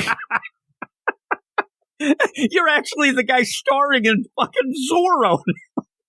Oh, God. That's who I blame. If they didn't have Zorro, it's the guy who picked the movie for that week. Damn Zorro. But then we go and get Damien. I'm the projectionist. Damien did that. That would be a good character. Damien goes. Oh my God! I'm just masturbating in the booth up here. What is this nightmare? I was going more of the idea that you project like your problems, like I do. No, I'm just thinking about dirty projectionists. Have nothing better to do in the dark. I say that I was a projectionist. I don't want anybody to think I was masturbating up there. But imagine you have like a weird like I was doing drugs. That whole really that like machine where you splice the film together, but you're doing it with people. You're the projectionist. That's called the human centipede. Yeah, that would be. I don't want to be the mouth of that. You end up where, actually, you don't want to be the middle either, or the end. Or the back. Maybe the mouth is the best. That is true. I don't want to be the mouth. You've got some weird kinks, boy. Oh, man. Did they end up having like a Transmorphers version of the human centipede? The human millipede? It's like, hey, Grandma, I want to watch the human centipede. All right. Oh, damn it, you got me the human millipede. Here it is, the person's millipede. Oh, that would be great. Damien ends up remembering the dream. Not fully the dream he had in the Free Comic Book Day, but he's starting to remember some things and splicing them together. So he ends up just, traveling the world. I gotta go see the Master of Sleep and Dreams. Yeah, and he ends up with the Master of Sleep and Dreams, who said, I like the idea where he says, hey, your grandfather tried this at one point. And I'm like, shouldn't he be dead then? Because it looks like you have to pass a test of, pretty much fighting people to the death. But you end up where Damien says, who got his ass from there and threw him in the Lazarus pit. But he ends up wanting to tie this together. I think that the play here is pretty interesting. It doesn't really play out very well. We were even saying it earlier where it looks like he is able, and he impresses everybody by killing people. And then he goes in and he's allowed to read. I don't think he killed anybody. Oh, I think he killed There's a lot of Damian blood there. Wayne. Look at all these people laying around bleeding. They're dead. It was, I don't know, they're bleeding. I was going to say maybe they're constructs. But he ends up and he goes in and he reads some scrolls. He sees a scroll that, oh my God, look at that, Eric. There's insomnia. And then there's the dead man. Then there, what looks like the Nightmare Stone at points, and a bats and the doves. Oh no, this is a Hawking. Which one do you think's the Nightmare Stone? The one with the skull in the middle. They actually, when he said it at one point. You think the Nightmare Stone is just the skull looking thing? Yeah, when he said it at one point in the Night Terror's First Blood, there was like that on. It wasn't really. That's the problem, though. A lot of these things aren't well spelled out, but I think that that's what that looks like. And he ends up reading, and I think that he ends up reading what this whole play is, where he can escape the nightmare realm and what ends up happening. Because when you do get I'm not going to hit it, No Sleep Till Gotham, he does start falling asleep, but then when he gets up, he says, it worked. I can stay awake. And I remember my nightmare. I think this is from what he read. He read how to do it. Well, that's the thing is he's reading some books. He's like, hey, what are these scrolls over here? They're like, oh, these scrolls are records of dreams from long ago. This is a weird one. Priest, this scroll, whose dream is this? And it's just like you said, it's insomnia grabbing a hold of dead man with an hourglass above it, doves on one side, bats on the other, and a skull in the middle. I'm like, how long was he here, and how much did he read the idea that... I know, but when the priest says, before you can unlock your dreams, you must first learn how to sleep properly. Oh, well, you're so boring, ass. I'm going to do that now. But then when they say about that, I think that this is what he read of how to, be awake in his dreams and how he can avoid this night. It's very quick. It doesn't really tell you much of what's going on, but I think that that's the play, that whatever he read, he was able to learn. I'm looking at the progression of panels here, and I just want to think it's a natural progression. No time lapse at all. Damien's reading something. The priest is like, before you can unlock your dreams, you must first learn to sleep properly. Well, if you keep being this boring, we're going to have no problem. Damien goes to his books. If I were to stop my sleep, I could keep my dreams at bay. Can you teach me that? That is very difficult to learn. We need sleep. You may be able to force yourself to stay awake, but your body will endure the hardship. Hey, what's this scroll? And all of a sudden, then the insomnia's power takes free. And you know what? I did it. I was able to stay awake, and my eyes are red now. But he was reading a bunch. Look at that stack of books in between, Eric. He's reading all that shit. I can put a stack of books right here. It doesn't mean I fucking read them. I'm telling you, that's what I would do. That's him actually trying to get to the top shelf. But I think that's the play here, because the whole, no sleep, no gather didn't seem to work for shit. And I think that was just an alert that, oh my God, shit's going down. Father, what's wrong? He was able to be a dream warrior and freaking, surpass all of that. I should have got this Freddy Krueger thing where out of nowhere, it was just like one of those terrible exposition things in the Nightmare on Elm Street. And it's long about, it talks about the idea, some say that these dream demons keep the gateway and keep all this stuff. I should do this. And if you learn to know that you're in a dream, you can fight back. And so, I'm telling you, it's over the top, stupid bullshit that comes out of nowhere. He's a dream warrior now, though. I don't know. He says he stays awake, so he seems to be in the regular deal. He's a regular warrior. And what he's going to do, and this is the crazy deal, he's like, I must find my father, and then insomnia will pay. Well, when he goes and finds father is going to be inhabited by dead man, and I think that Damien's going to miss. Yo, it's my boy. Classic dad. He's going to attack dead man in the Batman body. Then they'll come together. I'm telling you, you say that. Would be hilarious. I want Damien to have the best relationship ever. Never realizes that Boston Brand's in Batman's body. It all. Hey, you're wicked, great there, Robbins. And he's like, my God, man, Dad, I've been waiting all this time. Dad, that's all I ever wanted to hear. Hey, look at me, I'm on the trapeze. He's just dead man doing stupid shit. Hey, what do you want to do tonight, Father? I don't know. Let's go hang out in the graveyards or something. All right, that sounds this good, Father. This is my favorite pastime. I'm a little cop kid, too. Just like you, Dad. That'd be cool. It'd be awesome. That'd be great. My Dead Dad. It's the new fucking sitcom. But or my life. There it is. Yeah, or mine, too, thank God. Thank God, see, it is a sitcom. It all works out. Oh, my daddy. Oh, Daddy. I went to hit that and I missed it. Daddy is affecting me. Now you're making me laugh. He's playing with power, but he's going to go off and he has a weird smirk on his face, so who knows what the hell he's thinking. But yeah, that's the deal. Yeah, really. He's like, I just killed 10 people and I got a lot of fucking pouches. Damien Wayne has grown. He doesn't murder people anymore. Look at this. I got 10 pouches. What am I? Where's Rob Liefeld? But what would you give this?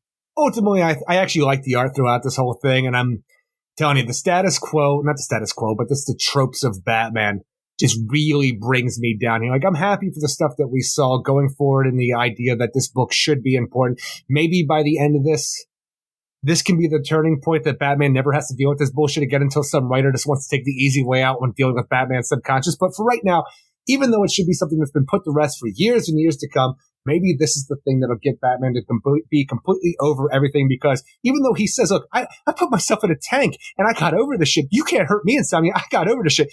This is all the shit that he's still afraid of, and it doesn't matter. So it's not going to change. Look, I was at a 6. I'm going down to a 5.8 because it's just making me angry trying to describe it. And we're in the alley 3 goddamn times. I'm a 6. I'm a 5.8. I don't mind the art in this, and the Damian Wayne stuff is very fast just to try to give you a reason why Damien's awake, whether it makes sense or not. Look, he read some books. He's fine. He had a scroll. It had insomnia. How could a scroll, an ancient scroll, Eric, had insomnia on it? Guys, I'm the master of sleep. John D. I'm the master of sleep and dreams. I have scrolls from a long time ago that depict dreams. Oh, you're that guy that nobody gives a shit about. Just hey, tell me about your dream. Shut up. Fucking this. I don't know what that means. Here's a random scroll that I happen to find in a fucking temple full of thousands. For some reason, you're saying that. I need the scene, a side scene where Damien, he's like, "Come over here. What do you see?" And Damien, "I think I see a sailboat." He's like, "Yeah," and I'm running away. Are there just hundreds of scrolls of people fucking because it's a dream and they're recording all the dreams? It's like a secret invasion, Eric. There's a lot of scrolls going on in here. I just like the idea that there's a scroll that has insomnia in the guise or body of John D. grabbing Damien. I'm like, man, what Nostradamus shit going on here? This is awesome, Dumbass. And that's me. That was my radio name in Cleveland. Yeah. I also want to, at the end where Damien's leaving just for a hoot, he lights all these things on fire and runs out and laughs. Every time, usually when we see, my repertoire. Usually when we see shit like this, it always catches on fire, so just do it. Just get it done. I just imagine one of those assholes who can't beat up a kid fucking fell asleep, knocked over a candelabra, and everything went up. They're DreamWorks. I love the idea, too. These assholes, they've been training all this time. Damien took 3 days. He runs out. They're all sleeping. Seriously. Asleep. This is the temple of the master of sleep and dreams. This asshole fell asleep faster than everybody. There are teachers, Eric, and there are doers. Damien's a doer, right? That's what happens. And so by the end, teach. One of my other problems that I have is I did like this thinking, all right, this actually progresses something. Damien's off to kick ass, take names. Oh, Night Terrors 3. Shit, we have to wait until August for this, and that's not how you play the game right, but... Well, no matter what, we're going to have to wait. Come on, we have 2 months. No, I'm saying, though, we could have went to the next day. Like, when you have a big cliffhanger like that, don't want to shoot their load right away. You. But that's the way you get people to get the next book. Shoot the load. They're throwing this out on the app for free. They ain't shooting shit. They're not throwing this out on the app for free. You got to pay for this one. Actually, no, that's the thing. This one's on the app. Money. This one's on the yeah, it is. But the idea where I would want this to get me excited for the next book, that's the big book, and it's 3 books down the line. But oh well, we'll see. We'll see. So like that's at this moment, I don't know what we're going to be doing in the Night Terrors #1, except maybe dead men running around telling jokes or something. But we'll see. But that's it for the first section of books. We'll be back. We have 3 tie-ins to end the show. Wait, I don't know. This next section, it could end up lasting 2 minutes or 5 hours. I have no idea because a lot of these books don't really have much meat and cheese to them, right? I better get something going on. But we'll be back with that in just a moment. Here we are, Eric Shea. We have 3 tie-ins to end this show. And as I was reading them, I kept thinking, okay, are these as important as Eric says that Ravager one was? And I don't think they are. But I really have to step back a bit because I really think these should be bigger, and that does tend to kind of affect my score. I got to lay loose. Is that what they say? Lay loose. Well, that's the thing is, got to hang loose there. Got to lay or hang, however you want to be loose about it. But, okay, let's hang loose here and think about these tie-ins. They don't have to be as big as the main book, but what they have to do is grab your attention and entertain you with what they're trying to show you. Are they doing that? And I'll tell you also, I was a bit negative in the first section. I don't think anybody is not going to be used to that. But I think that that's the other thing. I think that when I talk to people, a lot of people who weren't involved in any of the books, like this actually is like, okay, they're doing this. It's horror. Let me check it out. People who aren't involved in the whole DCU at this moment, the dawn of DC, they did seem to enjoy the Night Terrors and that Batman a little more than people who are more invested in it. And maybe we're all stick in the muds like you are. That we end up, and it's not like I'm a continuity kid here, and it's not like any continuity's ruined. It's just, as I'm reading these, like you said, am I entertained? Did I have a good time? I think that I'm going to have to go with that for the rest of this event because I don't think that it's going to ever do what I really was hoping it would do, which is, show me why it ended up having to stop the Dawn of DC because we were really enjoying those books. But I'll try that. But you're right. With these books here, these tie-ins, really all they have to do, especially the first one, we're going to start with Black Adam, and you'll give us the credits in a second, but there isn't even a Black Adam book out anymore. Yeah, the Christopher Priest one, this seems to kind of avoid that anyway. So when you get the idea, like an Eric Shea who loves Black Adam, oh my God, I get a Black Adam book here? All right. But it has to engage you, right? It has to end up doing at least something on the base level. But what did it really do in that one moment? Like, it harkened back to something that you enjoyed fucking 20 years ago, 15 years ago, whatever it was now. I can hate years. And then I read it, and people like Rocky. Rocky ends up reading it, and he read that Christopher Priest stuff, and he was really into that, and this kind of pushes that aside, so he was a little upset. And then I think that even when we're going through this, I keep wondering, are we going to find out anything about the powers being wonky? And we're not. This is just this set alone deal. I don't know what you get here, but you give us the credits and we'll talk about it. Night Terrors, Black Adam, #1, written by Jeremy Hahn, with art by Jeremy Hahn, Nick Filardi, and Troy Patiri. And when we start this issue out, we're in conduct, if you can believe it, in a Black Adam book. Holy moly. But Black Adam is being attacked by Abdul Al-Hazred's men. And this is the most intriguing part of the book in my mind, because the idea that you have, it feels like you're setting up a big bad for Black Adam to go against once Night Terror's over. So almost like the idea of like a precursor to maybe a new 6-issue. I'm saying that somewhere in the future, after Night Terror's over, we get a new Black Adam 6-issue mini or whatever it is, where we can pick up this Abdul Al-Hazred stuff, because Abdul Al-Hazred, he's the mad Arab who wrote the Necronomicon. And we start talking about shit like that. I'm like, ooh, this could be really good. But pretty much it's just Black Adam being attacked by some goons by the mad Arab here until everybody is put to sleep and Black Adam finds himself in a nightmare world trying to figure out what's going on and what is this strange world that he's been in where everything has been twisted to the way he should know it. Yeah, and you hit it right on the head. Even when I said, where would we get this? The idea when we go into it, this almost is like, okay, so Black Adam really doesn't get affected by Night Terrors. And I'm talking a book because there isn't a book out right now. Right. So what we need to do is get Eric excited in the first couple pages and nix that to get to Night Terrors, because I was even with you. I was actually like, this shit seems really, really cool. You give me the mad Arab, the author of the Necronomicon, the Book of the Dead, and the idea that he has some kind of gang in the DC universe. I'm like, and he's going after Black Adam. I'm telling you, magical. Like, this shit could be really cool. And the only thing I could think of when I had this part of the book before we got all spooky with it is that this is just something, because Black Adam doesn't have a book right now. Why would Black Adam be involved in Night Terrors when you have all these other characters that are more interesting and, like, in my mind, more profitable from DC? Why would you do this unless there's something coming? At least that's how I wanted to think. The optimist. We also have an Angel Breaker. We got some weird things. And I thought, they're doing this because of Black Adam. But that is the most exciting part of the book. Ends up stopping because of Night Terrors. And I'm like, oh my God, it really is like the Dawn of DC books. You're going to give us something that really seems exciting, and then Night Terrors comes along and ruins it. And then Night Terrors is over, and then Black Adam wakes up, and we jump right into Black Adam #1. What happens is Black Adam #1 starts with all of them waking up. Boy, what a crazy dream. They're laying on the street together. Oh man, anybody got some Excedrin? Oh man, I got a headache. Hey, who are you? Uh-oh, fight's on. But it was exciting. And it shows you, though, that it's so weird that Jeremy Hahn has a really kick-ass idea for a Black Adam story. Please let us see this. Please, down the line. I don't think it would, or we might have had an announcement already from the, stuff coming out that they're already announcing September, October, and stuff like that. But we'll see. But when we get into the Night Terrors, then you're just like, why are we doing this? That's when I start thinking, like, okay, this tie-in, I think the art looks pretty good. I like Jeremy Hahn's art. It looks very spooky.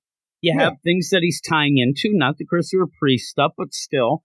And by the end, I read through it. I had to reread it, not because I didn't understand it. I just forgot if anything happened, because I ended up reading it earlier today. And while we were getting close to the podcast, I kind of go through my mind, okay, this happened in this book, happened. And I was a complete blank for this Black Adam book. So I'm like, oh, crap, maybe I just wasn't, because I have problems paying attention, Eric. I'm cheap. And I don't. And I was right there with you. So I ended up having to read it again. And then I'm like, oh, yeah, not much did happen. I'm not saying that I hated it. But it's just not much happened. It didn't feel like it would give you the bang for your buck if you were actually buying this. And that's the thing, is I'm a Black Adam fan because I'm a fan of the whole Shazam, like what's going on here. Anything that's Captain Marvel related, I am a fan of, and I like the idea of Black Adam being included as a larger whole of the DC universe, even though I'm not sold on the idea that he should have been a part of the Justice League, but I like Black Adam. So I would be getting this book during the Night Terrors event if we weren't doing all of this. But when he goes in there and he's just fighting some shrouded freaking ring wraith monsters. Your ass would be getting every single book. I know you'd get, but this one would be one you'd get because you wanted to. You know I wasn't going to be getting that Joker book. Well, yeah, I think you would have. Or the Poison Ivy book. I think you love it. Yeah, Poison Ivy would be a stretch. Harley, you probably wouldn't get. Yeah, there's a lot of things. I know you would have gotten Catwoman. And that's maybe just because I know that's leading to the Gotham War. That's why. I mean, you would have to think to yourself that whatever is going on, but Black Adam would be one you would get without even thinking. I know you would. Oh, yeah, and I'm telling you, when you get into the dream, I was like, what is this strange world? Oh, my God, there's freaking nightmare monsters attacking me. I'll tell them normal Black Adam things like, you can't handle the power of Black Adam, and then get off of this whole thing. This can't be real. All these places I've seen put together like a nightmare. The Rock of Eternity must... Black Adam is shot down, turned back into the Teth Adam young boy that he was at one point, where he just starts talking to a cat, who is the god Bast, apparently, and then we're just going to have a walking tour of Black Adam's nightmares with him as a boy. Was it Best as the cat that we had in Dr. Fate? That was Best. Okay, that I'm telling you, that's what I thought of originally. I wanted it to be the same thing as well, because that made sense to me, but this is Best, and just the idea of just... This cat's talking to him. Hey, what's going on in your powers? Well, my powers are a little weird right now. Let's just say the word. You're right. Shazam! Nothing happened. Well, maybe you should say it again. Okay, Shazam. That's the weirdest Hooray! thing. I'm Black Adam again. Much better. And then the cat slaps, and we're going to continue our walking tour of Black Adam's nightmare world, where one of my favorite parts of this issue is just something that I think that Black Adam would fear that would turn into a nightmare, where he witnesses the death of Isis's brother Osiris during his Black Adam family bit during 52, where he's killed by the Crocodile Man that was sent to go and kill Osiris to turn Black Adam all insane because of Dr. Sivana. We have all this going on. He's reliving this. He's seeing it in a gigantic, a perverted, over-the-top version of what actually happened in that world for him just to kind of lose his mind in this nightmare to fight against. But you can't fight the nightmare. It's just him going all these places until eventually he gets his ass knocked down and there's this Batman. Hey, Black Adam, we got to talk.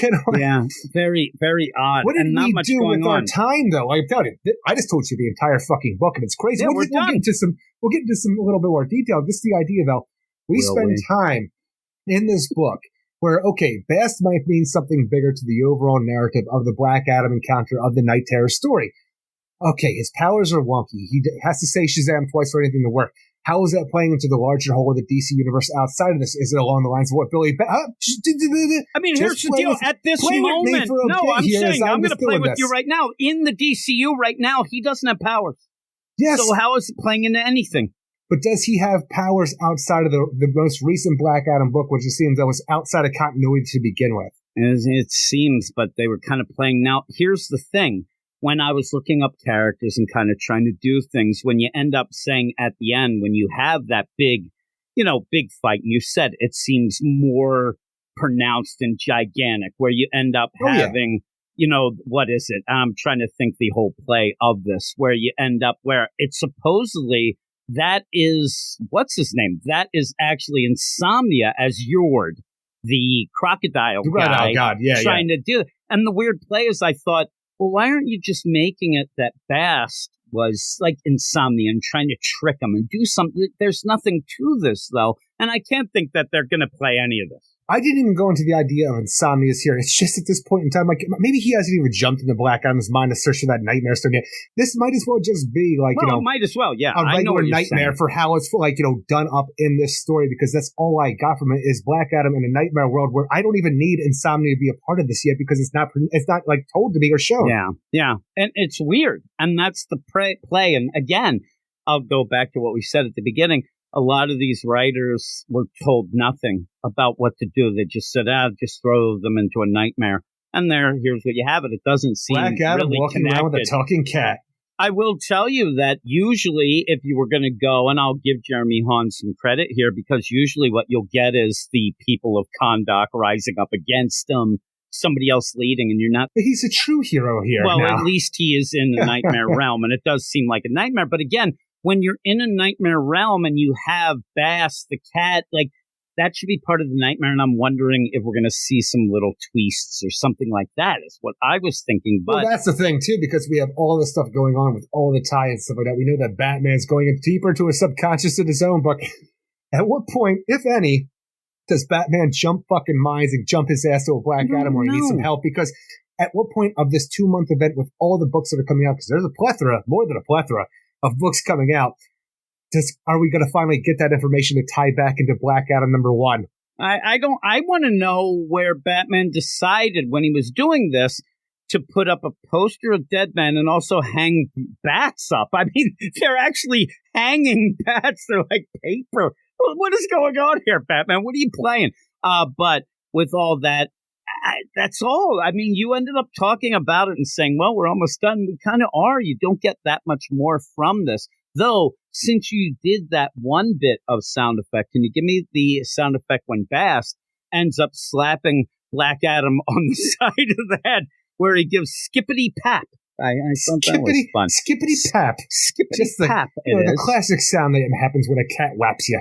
And he like, that's the thing. That's the weird play is when he ends up try it again. Now put me down, and he says Shazam again, and he gets the lightning. It also hits Bass the cat, and it seems to affect him a bit, and the Black Adam picks him up. It's very odd. Well, because even at that point in time, let's talk about that. Maybe there's some little things here that we're not picking up on completely because we don't fucking understand the story. But when you have Bass here telling him, look, you were struck down, and for some reason you're in your looks more of a child form, but you should still be a little bit older than what I'm seeing here. But when you have this going on, hey, why don't you just say the word Shazam? Huh? No, it didn't happen. Well, why don't you just try again there? Shazam! Crack-a-thoom! And we see Black Adam struck with the lightning. Big old Black Adam, big dick about it. And you see that lightning go down. When Bass is saying much better, is he saying much better to the point where this is what Teth Adam should look like in his Black Adam persona? Or is it much better for him because now he just got some powered up lightning? That's why I was... Now, here's the thing, too, just to make you giggle. That's where this will make you giggle. I want it where you ended up having... Remember, where John D., his wife calls him the Big D, I hear, Eric. That's not the giggle part. When he's dying, when he's getting taken over, all that, he's yelling, his eyes! Yes, his damn eyes. I thought that what we were going to get in all these books were going to be the Michael Jackson Thriller eyes to reveal, oh my God, the person that's leading these characters in their nightmares, they're bad. Like all of a sudden, he turns around, he's got the Michael Jackson eyes. Oh shit, it's actually insomnia. Well, look at that cat's eyes when he gets struck by that lightning. They're glowing. They are glowing, I see, Eric. But if you're getting struck by lightning, that's what might happen. He looks like a raccoon, too. That's funny that you bring up, too, about the idea of John D. yelling out his eyes, because you took it as a Michael Jackson, big old cat-eyed Thriller ending moment. What I took it for some reason in my mind was that they were missing eyes, whatever he was talking about. So, like, what you're talking about, but I wanted somebody who, like, you realize something's wrong because whoever is the perpetrator of the nightmare land, whoever we're dealing with, they're always missing eyes. But do you really, do you think about that in a dream state? Because I like to think about these too in weird where things in dreams and nightmares don't make sense. A lot of times you'll jump from scene to scene in your own dreams and you just go along with it because it doesn't matter. Where the thing is, you'll see somebody, that doesn't make sense, but it doesn't matter because you just keep going with your mind. Yeah. And you're just like, that's weird, but it doesn't matter because you're in a dream, so you keep on going. I wanted there to be that Freddy Krueger character, like, a John D. Insomnia, where he's always missing eyes. Because even in the Nightmare on Elm Street movies, you'll have Freddy Krueger being in the persona of somebody, and then next time you look at him, now they're wearing like a red and green sweater, like, oh, that's weird, but you keep going. What I wanted is almost, again, we'll go back to the Dark Crisis and the Worlds Without a Justice League, all that, where you ended up that setup. And again, that was kind of the setup done by Joshua Williamson for this whole Dark Crisis and stuff, where you ended up where, okay, Pariah needed these characters in there. He's going to make sure it stayed that way. Then it got wonky. But in this, I really think that Insomnia needs these nightmares to continue. We're told that they're kind of put in there by his powers, but we really don't know. And it does feel like some of these might be able to fight their way out. I needed to see that he's there in this Black Adam deal to make sure Black Adam stays within the parameters, goes because he is looking through these nightmares, trying to find that nightmare stone. And you don't really get that feeling in these tie-ins. The only thing I could think of with the idea of talking about Insomnia is here. in the minds and subconscious of heroes and villains alike, all the enemies of John D. He needs to find the Nightmare Stone wherever it may be hidden. If you talk about Bast being John D. instead of the Crocodile Man, you have that going on because Bast here, the cat, he is sending, Black Adam on a journey. That's what I'm saying. I want to see that it's him making him do that. Exactly. Right? Like, this is the thing here, the catalyst to get Black Adam to go search deeper into his mind through these different constructs, like the towers they are, to find where something could be hidden within there that he wouldn't normally look. It makes sense because, like you said, you get into a dream. And one of the things, if you are going to be a lucid dreamer, Eric Sexy, right? Never am. You end up, I can't either, but you're supposed to be able to look in where you said. You always go and see, that's not right. Like, that's Jess. You know it's Jess, but looks like me. Right? Yeah. And it was sexy. But when you're a lucid dreamer, you use that as a way to pull yourself back and get out of there. Or you'll have a trigger that you have, mentally, subconsciously. If I see a red balloon, I know I'm in a dream, boom, I'm out. And I wanted to see something like that where you had Bast here. And that's what I'm saying, where Black Adam says, wait a minute, that's not what you... I go by other names too, but deal with it. It really felt like that was a dupe. And when you get the lightning, especially the second time, hits Bast and he says, good, you better. Much better. I really thought, okay, this is insomnia powering up inside this nightmare to see if this, and really, I hope that's it. So because I never once thought of the Crocodile Man. You used to thought like this is insomnia. Yes, I'm telling you, I just saw it from a wiki, and I'm like, I don't know. It's weird, but you said it is an exaggerated moment, but I really want it to be Bast, and if that's the case, or Bast, I want it to be insomnia. Yeah. And if that's the case, this is actually could turn into one of the better books because of that idea, where we're getting at least a story going on. Yeah, but there are two issues, and what we have here, I'm telling you, we talked about it so fast because the two issues is going to hurt this in a lot of these times. And they always do. Yeah, they do. You just don't have enough room for them. But I don't know, maybe what we get at the end of this will be that beginning, like you said, and then it will be worth it. But there's not much in this first issue. Tell you, give me that next miniseries after What do this. we do in the second issue? I mean, they're just going to go to some towers. Well, no, the thing is, maybe we won't even, because Batman's here by the end to pretty much maybe tell Black Adam, hey, we got to talk that cat over there. Insomnia. Fucking kill that cat, boy. And then maybe they kill him, and what do you wake up? What happens then? Like, say you do fight off, and like, is insomnia separated and everybody? I don't know the rules. And again, we don't know the rules, so also we don't know where things are playing out in the timeline, because we just have the group of books that happen to come out this week. We have no idea what's already transpired per issue, how anything works out. No real fucking reading order either. So when you had this, is this the subconscious of Batman that jumped fucking dream bodies into finding like Black Adam in the dream world? Or did Damian Wayne do something with, Dead Man Batman, where Batman or Dead Man and Batman's body jumped into Black Adam's body? Or is this just part of his nightmare? I mean, it is wacky that he ends up and Batman has like paper bats hanging on strings. I mean, that seems very And odd. There's a freaking Haley Circus poster there? Let's see. We'll have to see what it goes on. But as one issue, I don't know. Nothing really happens. It looks good. You got me more intrigued talking about it now. But is it real, or is it just us making up shit because we don't understand what's happening? Because of us making up shit in our head.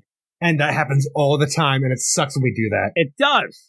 Because we get excited for something that doesn't come to pass ultimately. It never works, Eric. It never happens. But, I mean, he's dealing with some things. Even you said, hey, at least he did some research. Yeah. And I love that story. And that the Black Adam family was an amazing story to tell. And it was fucking heartbreaking and tragic. Calling upon that, though, honestly, what else are you going to do in Black Adam's career at this point to harken back to? Because he's been around, but he hasn't done shit. Yeah. So there's been no real progression in the character. What would you give this? What do you think? What do you think, Teddy, the fucking Black Adam from the 853rd century, came back in time and de-aged? Teddy, what he's nightmares are right now? What's Malik's nightmares that he's forgotten? I don't give a shit about Malik because I didn't read that book. What about Teddy? Forgotten. Teddy. I like Teddy. He's forgotten. Look, Malik is going to be have so much fun with Teddy. Malik is going to be so much more remembered than fucking Teddy. Malik, Teddy, Naomi. I mean, let's go down the line. All their nightmares have come true. They're fucking forgotten. Naomi had a goddamn TV show at least. That was a nightmare itself. I didn't watch it.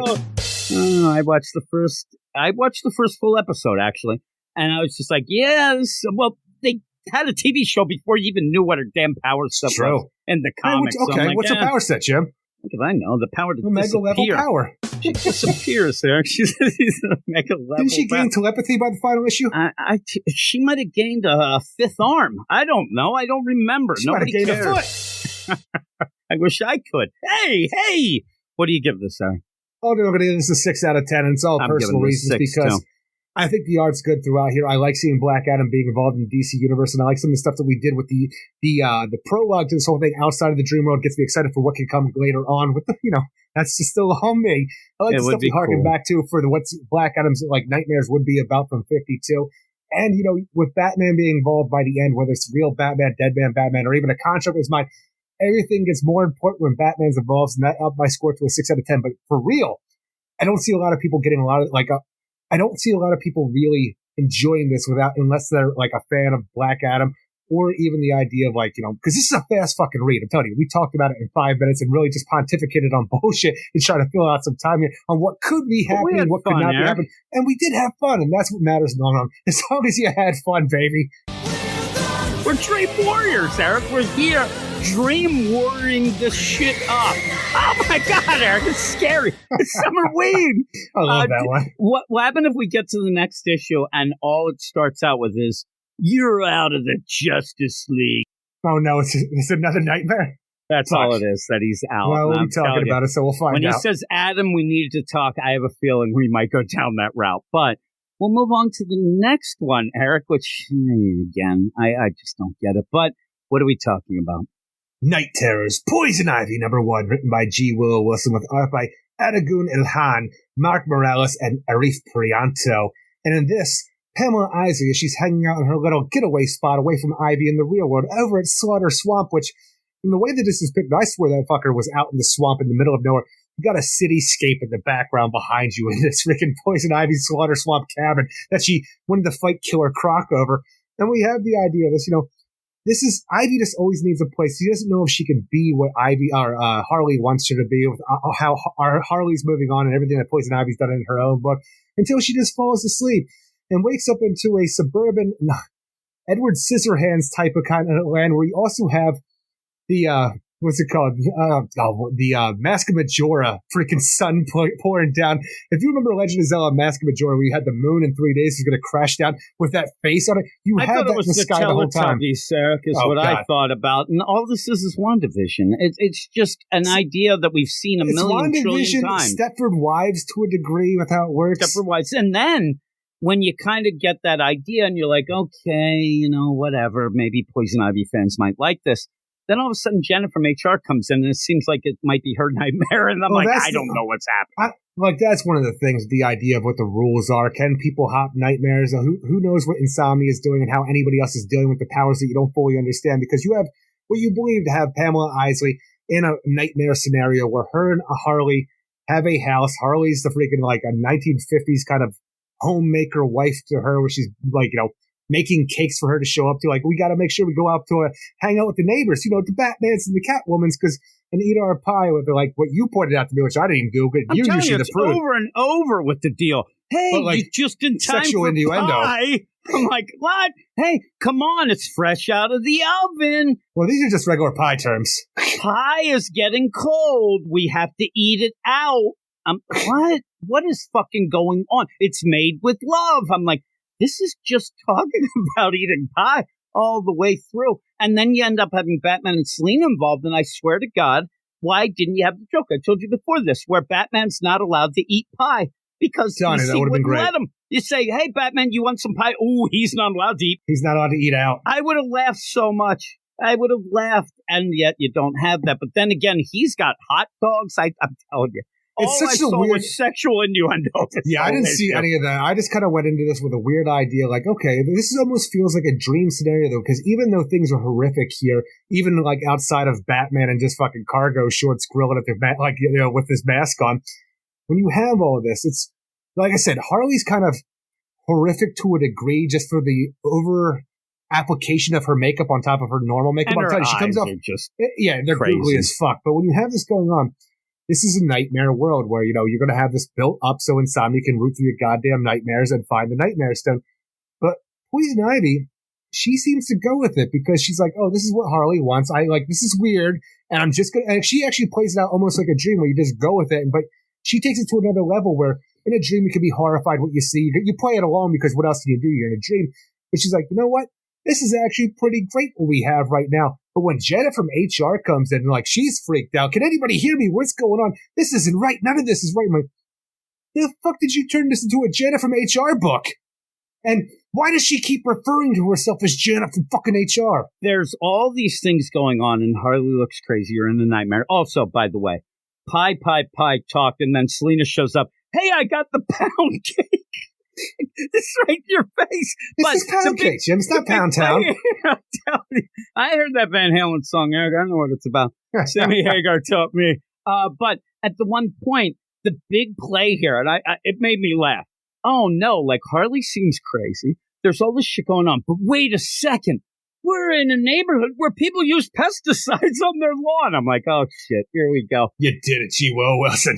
And in that weird play where a lot of people were talking in their reviews even, the idea where this would be an Ivy who, in the real world, she feels kind of pressured and to be different because of that relationship with Harley. And that seems like something you could explore and would fit very well in the regular series. So I would give, but a weird point where Ivy just goes with it, and it really throws it off for me because then Janet from HR shows up, and I'm like, oh man, why didn't you just go with this idea where Ivy, who loves Harley, who wants to have people like her and all that, but she doesn't want it this way and wants to be herself. But you kind of go all over. The book just loses complete focus and just is everywhere at one point. I just thought that it ended up being slogged by the end. It's such a weird idea, though, because, in everyday life, Poison Ivy's always going against what, is considered the everyday norm for people.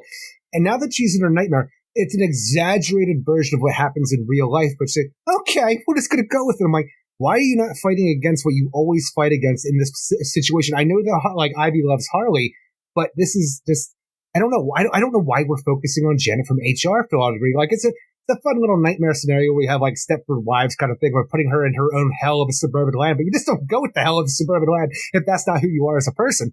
Yeah, it's weird when you go to that point, and then you're going around, and there's Nightwing. He's out, and he's washing his car in hot pants. Yeah, he's got the hot pants. You have the Riddler go by with the Batgirl. It's just weird stuff going on. And then the Penguin at the one point as a handsome Penguin, the big fat man with the top hat. Yeah, I don't know. It was weird. I'm like, why isn't he selling flowers?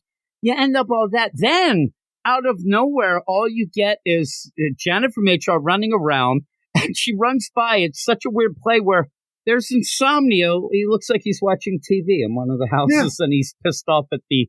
You told me about this before we even got started. The idea this is Pandora from the first issues of New 52. Can you spot where the character is? It almost feels... And maybe that would have been cool throughout. But this is just... Maybe it's happening. We just missed him. is that what he's doing here? Trying to find the Nightmare Stone in that one room while he looks like he's pissed off watching TV? I don't know. Again, is he following Jenna from HR or Poison Ivy? And why are they in the same dream? That's the thing. If he's in this room and he looks pissed, what I want to see more of what the hell's she doing in this? She's going to ruin this. Because if the nightmare ends, he can't search through it anymore. And that's what I think that he'd want to have continue until he gets this full search. But it's all a jumble. You're not thinking about this the right way, Jim. You didn't even realize, if you think about this outside of the box, we just discovered one of the biggest things in the DC universe that you, me, and everybody else didn't know. Because at this point in time, for what we know from Night Terror, is that John D., Dr. Destiny, hid the Nightmare Stone in one of his enemies' freaking minds. You didn't know that the biggest enemy that Dr. Destiny has is Jenna from HR because she got him fired. Welcome to my world, bitch. Yeah, that'll be it. She ended up throwing it. She's the biggest thing out there. Yeah, it's nonsense. It's not like, I don't get the rules. Like the idea that you have a series with Jenna from HR, I can't, again, I'm not going to speak for Poison Ivy fans. I never could. I never will. But reading that book. I can't even give an opinion. Well, really, reading that book, though, is Janet from HR really hitting with people? Is this a character that people, love? It's a weird play, like Kevin was in Harley, that we actually ended up really Kevin. liking. How dare you? Well, but do people who like Poison Ivy think that? Because all she's been doing, I think most people think of her as a wedge between Pam and Harley, so they're not going to like that anyway. So why do we keep going with her? And she seems, like you said, seems to be the most important thing in this book, where she's going to be able to break Pam out of it. Why is she in her nightmare? And the thing is, like, we have nightmare situations coming on where it's she's a dream jumper. Black hole sun freaking, like, the eyes getting all big and the mouth's getting all big, where you have the situation going on. You have the nightmare scenarios. Harley is talking to Ivy with the big eyes instead of kissing, and all this goop's coming out of her mouth. And Poison Ivy says, you know what, you're right. And her eyes go, all of a sudden, Poison Ivy becomes a construct of the nightmare world, and we only focus on Jenna from HR. Then I'm like, what is going on? It's just the craziest thing I said before we recorded. Would they have had the balls to have, okay, what's your favorite tie-in to Night Terrors? Night Terrors Batman? Night Terrors Ravager? Night Terrors Black Adam? Night Terrors Jenna from HR, number one. Because that's what this kind of seems like it is. And I think it's going to be, hey, I saved you from your nightmare, but why is she there? How did she get here? You have these nightmare constructs that are just living in the suburban nightmare, like I said. And all of these people, like a Nightwing, Riddler, Selena Kyle, what I have to assume is a weird penguin, even though only thing that really makes it is he's fat on the top. But also, it looks like half the time they're living in Oompa Loompa land, like shit has icing coming off of trees. Oh, yeah, it's weird. I don't even get it. But why would nightmare scenarios that are trying to, break the person who's having them go to Jennifer Mature? Why are you trying to make Pamela unhappy? Why are you taking away what she tried to build so hard to build? I'm like, what the fuck are you doing? And why isn't Pamela honestly having a nightmare here?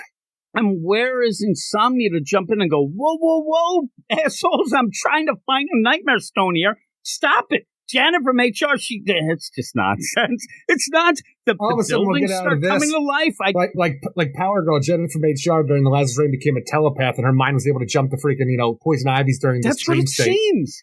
It's going to be, I don't know. She a dream warrior? She's able to jump from mind to mind?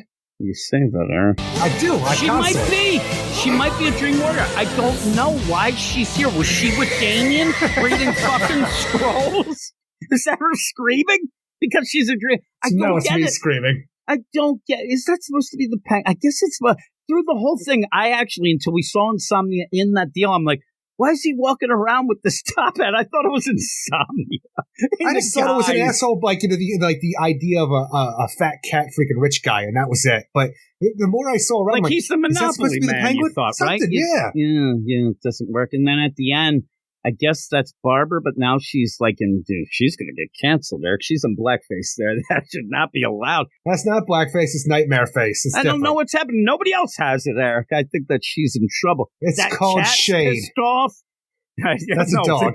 The shade is what I'm going to be throwing at her for what she's doing. Because that is not allowed, Eric. She's canceled. Babs is out. That giant nightmare sun face is not shining on her at this moment. But it's shining right on the Riddler's right next to her. It's a finicky giant nightmare sun. You are not in the right here. You should be canceled. I'm not in the wrong either. Defending this. Now, again, or is it Pam's fault for dreaming that? Or is Pam not dreaming? Or is it Janet from HR's fault? I don't know now. Everybody's canceled there. They're their own fears. I just like the idea. Like we found out in Batman, this is not, Insomnia doing. This is your own fears working against you. So Janet from HR is really scared about all the costume people from Gotham trying to kill her for trying to take Pamela away from them. I'm just thinking of the whole idea now that really, when we have the Night Terrors Nightwing, I just need Nightwing to, oh no, Night Terrors, I'm in a nightmare. What happened? Babs comes up, I'm pregnant. Get me out of this! Like he freaks out, right? Like all of them have that. Everybody needs that, Eric. But I don't know. I think she should be canceled. Starfire in his nightmares. I think Nightmare Dick Grayson should get the hell away from Babs. She is canceled, Eric. I will never look at her the same. Look at that at the end. Like at the end, she's not doing that. Why did you have that? And then that sun in the background. Look at it. It's like the Teletubbies. It's not, because the Teletubbies son was a cute little baby. Well, in the nightmare of the Teletubbies, they have nightmares too. I mean, Inky, Winky, and Tinky, they don't know what the hell's going on. Tinky, Winky, Dipsy, Lala, and Poe. Fuck is coming out of their goddamn mouths? What is it? It looks like, to me, it looks like Cheese Whiz. It looks like the real nightmares. These assholes have been eating cheesesteaks this whole time. It didn't leave any for us there. What is your score? Ultimately, I'm going to give this a fuck you 5, because while I thought that I don't like the Poison Ivy book normally at this point in time. Like I tell you, I had promised when it started. It's devolved into this nonsense each and every issue again. And I thought maybe, just maybe, this nightmare scenario might do something to deepen the character, show us who she is now with the Lamia, like how this is affecting her subconscious. I don't even know what this book is, this Night Terror. I don't know it's either. Just an amalgam of fucking bullshit with fucking Jennifer from HR that doesn't make any sense. I didn't mind the art, but it was still confusing. I give it a fuck you 5 as well. And yeah, it's a mess. I told you, the book's been a mess for a long time. Yeah, I thought it has maybe been. this is going to be the thing to really break it up and really become something again. It's not. It's a shame that person, blocked you, so you can't go and complain to them about the Poison Ivy, Sarah. I didn't complain the first time. I got blocked. You got blocked, right? Just like Barbara. Let's move on to the last book of the night. What is it, Eric? Night Terrors, The Joker, #1, written by Matthew Rosenberg, with art by Stefano Rafali, Manuel Fajardo Jr., and Tom Napolitano. And in this nightmare situation, for the Joker, telling you, this is actually something I want to see happen in other places. Like, whether it's a nightmare world, a multiversal Elseworld situation, just the idea of what does the Joker do if the Batman dies? Because right away in this nightmare scenario, Batman is coming after Joker and his gang, including Gaggy, and just the silliest thing happens. He slips on a wet roof, falls off a roof, and dies. And the Joker is just left there. The idea that the game is over, out of his hands, because Batman is just dead by his own incompetence and klutziness, and is just dead and has to figure out how to move on from there and where will life take him. That scenario alone makes me think that could be cool. What you get from the scenario, though, as it continues on to a nightmare situation where Joker then just goes and starts working at a desk job in a cubicle, and it just ultimately becomes like Matthew Rosenberg's jokes that just end up going over. It's Matthew Rosenberg's backup to the Joker, the man who stopped laughing, in long form, and that is not what I needed for this, because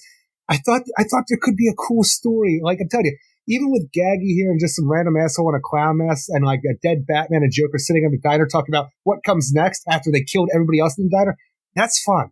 Yeah. Okay. Coming up in the next month or so, there is a bunch of DC manga that are going to be coming out. And they've already been out. They were out in Japan. They're going to be translated. From Japan? This is from Japan. There's a Joker manga. And what ends up happening is the Joker and Batman, this might be spoilers, so sorry, but Joker and Batman are fighting. And during the fight, a gun goes off, a laser gun. Yeah. And it ends up de-aging Batman to a baby. Yeah, Batman as a baby.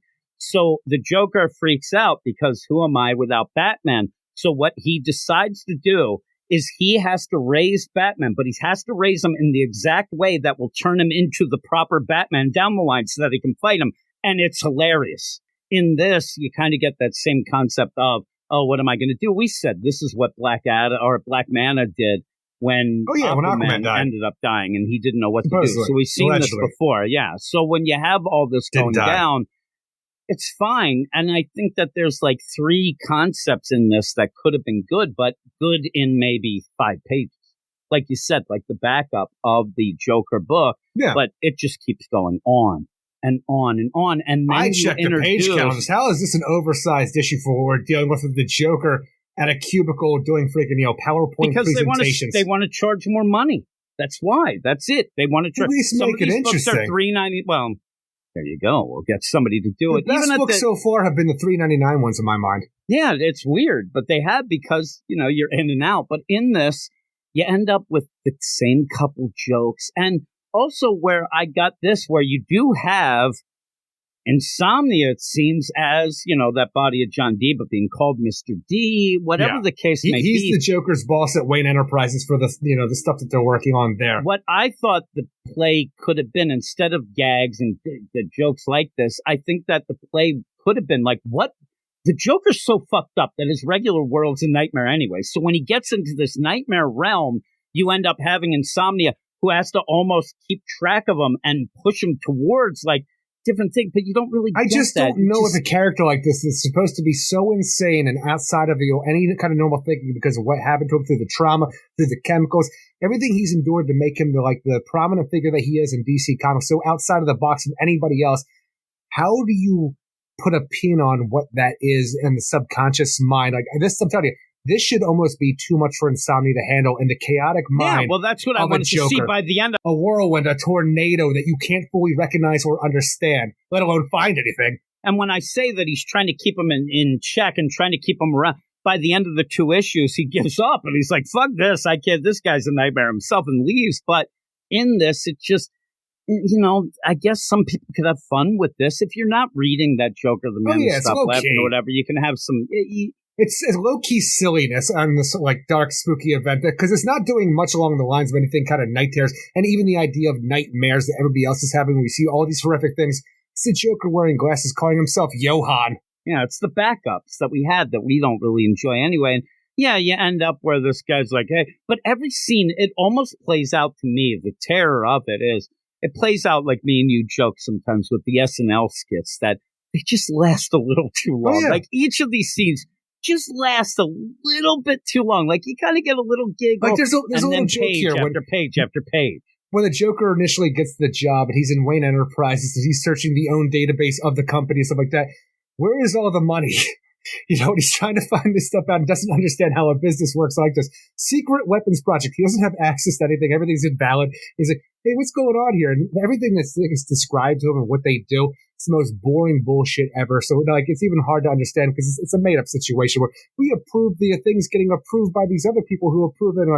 He doesn't matter. Supposed to be the social commentary that he's giving. I'm just like, no, this is just ridiculous. Also, he's searching things, but he shouldn't be able to because then she says he didn't even log into the computer yet. But that's a nitpick, Eric. And maybe if he did log in, he could get that shit. And then it's like, hey, this guy didn't think that I did a good job, so I'll kill him. But this is where I thought that Insomnia was stepping in. Like, normally that'd be crazy, but we have to keep things going, so I'll promote you. And then at the end, he goes nuts, but just didn't play out very well. And, you have Gaggy on a couple times. I do like when Gaggy ends up like, what was I supposed to do, boss? We were looking for it. Yeah, he was probably the best of it. I like when he even says, I'm out of here. And then mentions I could be, a guy with the Mad Hatter. Then we have the Mad Hatter at the end, seemingly a next door neighbor. I don't know if you're going to play with that. I just don't know.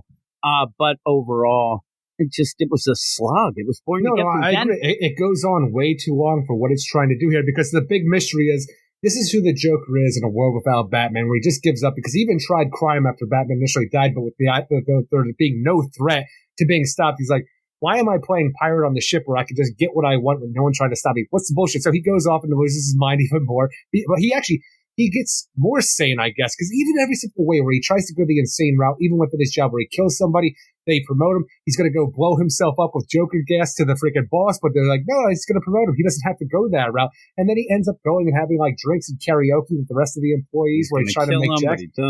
But he does, exactly. He's actually becoming more sane as this progresses, where he's talking to his neighbor Mad Hatter for whatever reason. But the big underlining mystery of all this is, as he's becoming this more normal kind of fellow throughout the day, he is hearing that the Batman is back. It's pissing him off because he knows Batman's dead. Batman's fucking his goddamn closet. Dead body in his closet. Exactly. Yeah. So you have all this, but then he keeps hearing more things where this threat was eliminated because the Batman showed up, and but what do you do in a nightmare scenario of that? Because all right, well, the Batman's back. I got to go stop him, or do I got to dress as Batman to oust this freaking poser? Yeah, and that's what it's weird because you end up where, oh man, you can't be the Batman. I have my closet and all that, and at the end, he just starts watching TV again. Real Housewives. It's a nightmare. So I'm starting to think, and one of the things that I thought, and it's not how it was played out, and I'm not the writer of the book, but the idea I think that a nightmare for a Joker is that he gets in a world where everybody's like him, that his craziness and his thing, and I got kind of that, when he says at points, well, that can't be the real Batman. The real Batman's dead in my closet. And they all start laughing. I need at one point for him to be like, no, I'm serious. Stop laughing. I'm not, that's not it. But you go back and forth with that. That's what I wanted. I want weird glitches too, mate, for the way that, only just because of the way the story is set up, because you have the Joker in a nightmare, right? He still knows everything that he knows as the Joker. The Batman's dead. It's all upsetting. He loses his mind or gains his mind, however you want to put it, for what he ends up doing by working a 9-to-5 job at Wayne Enterprises. But when he goes home at that one point and on the TV's talking, Bruce Wayne himself issued a statement saying that Joker knows that Bruce Wayne is Batman. I know that he doesn't play that up enough. And I know he doesn't want to put that together because that's not fun to him. He doesn't care about Bruce Wayne because that should be something in his mind, even though he doesn't want to think about it or believe it. That should, but they don't play that here. It almost seems like he doesn't, because even before that announcement, you even had where you had Insomnia say to him, Bruce Wayne's taken a liking to you, and he doesn't even bat an eye. And again, where I would go into this is the idea where, okay, Joker's Nightmare, it's a weird play because of what the Joker is, but the idea of why Batman's gone, the game's done, I want that to play out in his other parts of his life where people, like I said, everybody thinks he's a great guy. Well, he's not. And they don't recognize that. He keeps telling them right to their face, but I did that, and nobody cares, but it doesn't seem to upset him as much. It's almost like they're trying to play up the ending to American Psycho with Christian Bale with the idea, did this actually happen or not? Is it all in his mind, this yuppie kind of corporate fellow doing all of this? He tells people about what he's done, and it's like, oh no, you didn't do that. This is they find somebody else to move on, through whether it's the office, the detective that's investigating and stuff like that, where he's always out in the open with everything he's doing, but there's always a way for him to get out, and nothing ever happens. So, and by the end, you're questioning, did he actually do this, or was it all in his mind? It almost feels like it wants to play that, but not good enough. But it's just stupid gags and things, and that's what gets me. I think that you could play this real smart about the idea. You go with the Batman not there. That's the big play. But why doesn't he Batman? And what happens when Batman's not there in this nightmare world where now there's nobody to stop his craziness, and that's what he really needs? You get that a little, but not enough. And that's what I really wanted more of. And by the end, it's just way too long. The scene's with all of these books, as the biggest problem, but it could have been good. I think Ravager did it the best because Ravager's for background, and even the stuff she's dreaming about, she knows it's not right, and she doesn't even know that she's in a dream initially. So it makes a lot of sense where it's this real fabricated world that she doesn't fully understand what's going on. You don't need insight, but for a lot of these characters, for what they're actually doing in the plot, I wanted this to be somebody to actually sit down and think to themselves, what would be in the subconscious? How can I show people more about who this character is, what I'm going to tell right now? And often it's just spooky backgrounds and some gags. Yeah. Now, in that, what happened at the end, we find out this was actually the faux Joker. I actually was hoping to get a little craziness with that, but the whole play of that, but that'd be kind of weird. I don't even know what you do with that because we don't know enough about the faux Joker. Maybe you could have them, but maybe the nightmare is that they're both hanging out together. It's the odd couple now. Maybe we could have fun with that. That would give you a little bit more. Because we haven't gotten shit on anything in that book. So use that. Well, it would suck to make people buy this, but a lot of people who are doing the regular runs are, maybe play some that we said with Ravager. Stuff, yeah. Ravager makes something in this that can elevate your book when you come out of that might be something worthwhile. Because even on top of doing normal Ravager night terror stuff in the dream world, we even see parts of that where it's Stormwatch, since they were outside of Earth when this hit, they were able to come down and collect her body in the UC Peacekeeper one. So shit is still going on. It's expanding itself outside of the main now dream I'm thinking of the other things. Yeah, and the idea again where the Joker, in my mind, might have even been able to fight through this nightmare deal. The guy who kind of can tell different dimensions. How do you explain how the Joker's mind works? How normal people would react to a situation like that? This is a guy who ends up, when he's in the Marvel universe, knew right away that he was in a different universe and things like that. And now you're in a nightmare realm. It might be wacky. Like you said, maybe it should have been the whole play of Insomnia losing his mind throughout all this and giving up, and then just have your damn life back and get out of it. Because that would have been fun. Yeah, that would have been. And would have elevated the Joker by showing you something in his mind that's something you don't normally get to see. And again, I think that some people be listening to this and I had fun, the jokes are funny, and that's fine. Yeah. But after all those issues of Matthew Rosenberg, of that Joker, the Man Who Stopped Laughing, into this, I don't know why I expected more, but I thought maybe we'd get something a little different. But no, ultimately, if you're having fun with the Man Who Stopped Laughing backups with the individual Joker and Gaggy just doing random bullshit that doesn't matter, this is an extended version of that, ultimately, where the Batman's dead and the Joker's doing goofy shit. I was. Like you said, and when you were driving me nuts earlier. But the concept is okay. I like the concept, the concept is okay. It's too long. And you kind of get away from what you could have really explored. It's kind of like what we said about the Batman tie-in. We wanted more. We wanted something unique and different to show us why you'd have a book like this. Two sides of the same card right here with Batman and the Joker. You're just giving us And that's the thing. I see you're giving us bait, and you kind of aren't giving us space because this is a concept that I enjoy. But the path we go on with the concept is a boring concept that you don't fully understand or recognize because of the nightmare scenario and the lack of rules and how things work. So it's just the Joker doing bullshit. Batman's the same old trope, so it gets boring fast. This gets boring fast as well, but for a different reason. Yep. Yeah. So what do you give it? 5.5 out of 10. Even though I think the art's really good throughout, and it feels like it changes up throughout. And but it's still kind of cool the way things change and stay the same. Yeah, I'm gonna go 5. I'm just gonna go 5. I'm not gonna give a nephew 5. I do like the concept. I wish that he could have gotten out of his own way and actually given us something unique and clever. That is a nightmare. Not even the idea of the Batman dying, but or the idea that Batman ends up killing Joker, which I think he ultimately wants to. Batman will cross the line, but just the fact that Batman died through something so stupid as slipping and falling, and it wasn't even the Joker did. It wasn't. Playtime's over through a stupid mistake, and they played the Dark Knight as he's falling to his death and the lightning behind. That was kind of funny gag.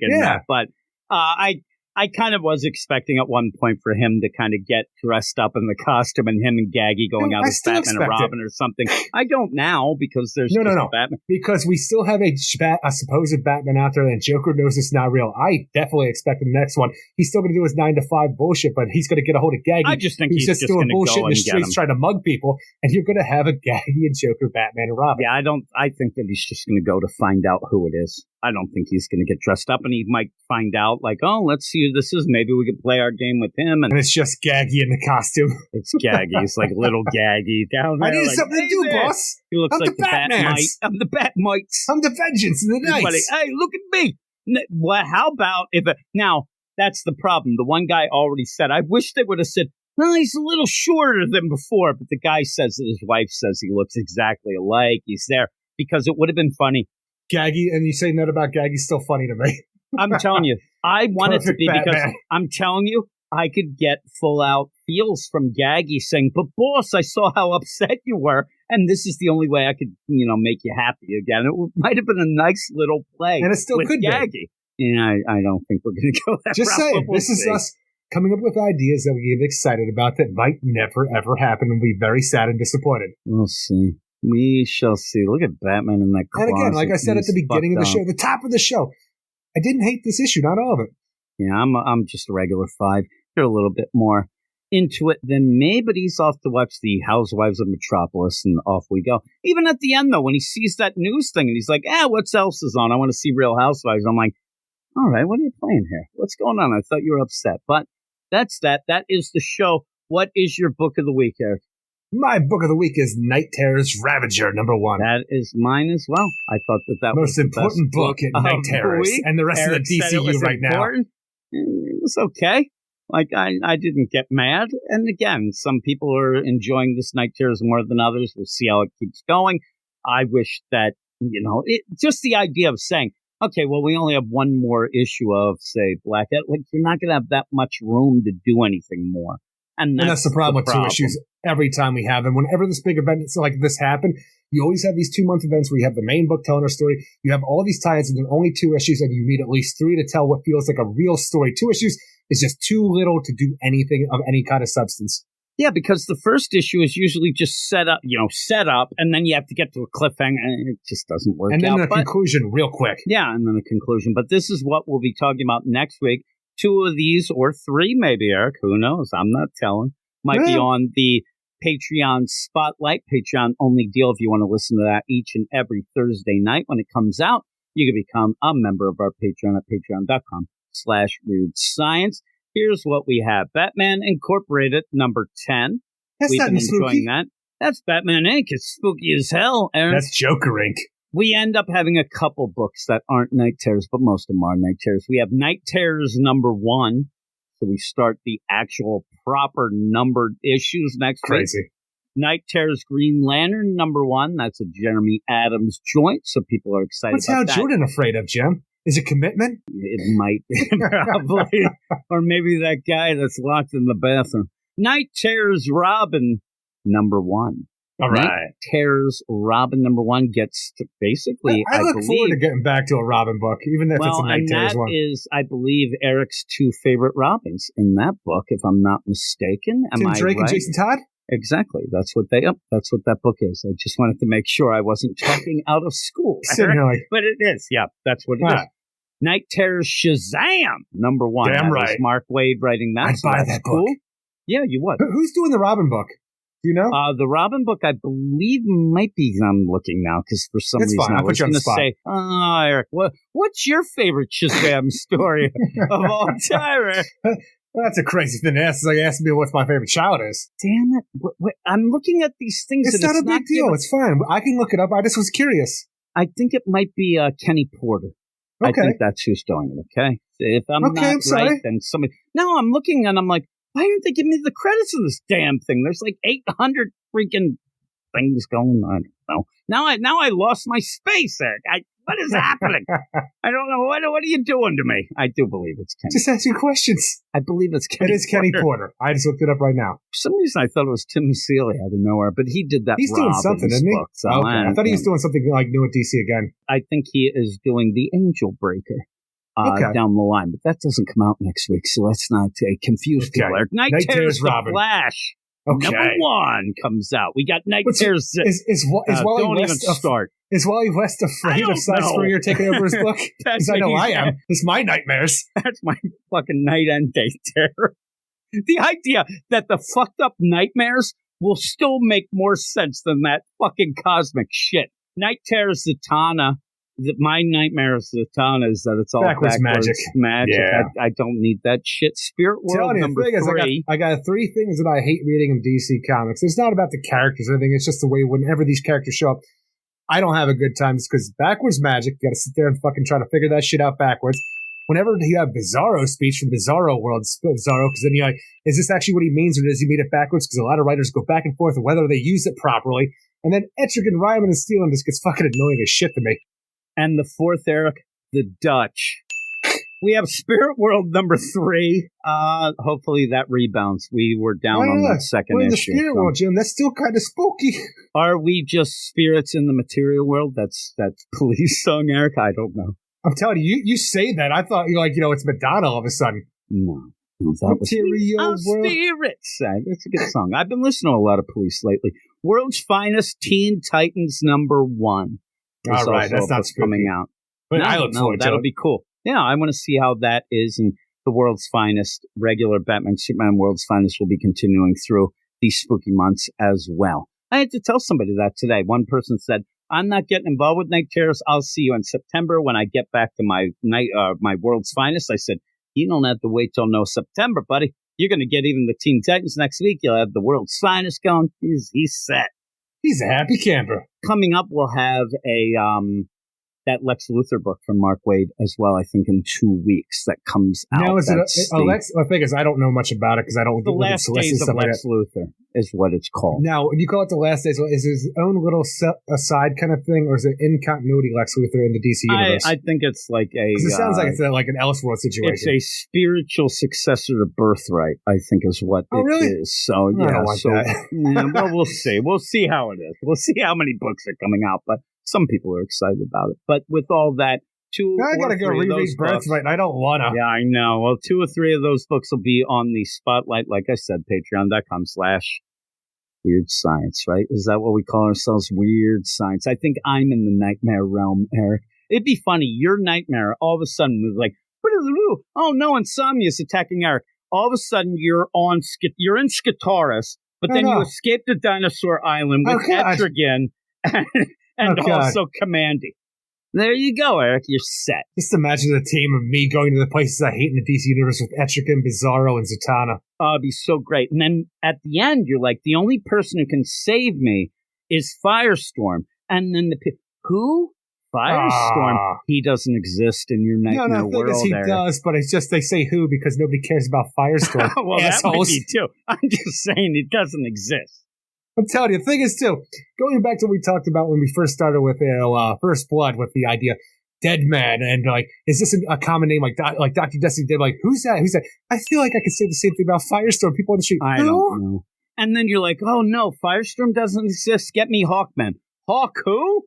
Like, he doesn't exist either. All of your characters. What about Tim Drake? Nope. He's not still got Captain Marvel, right?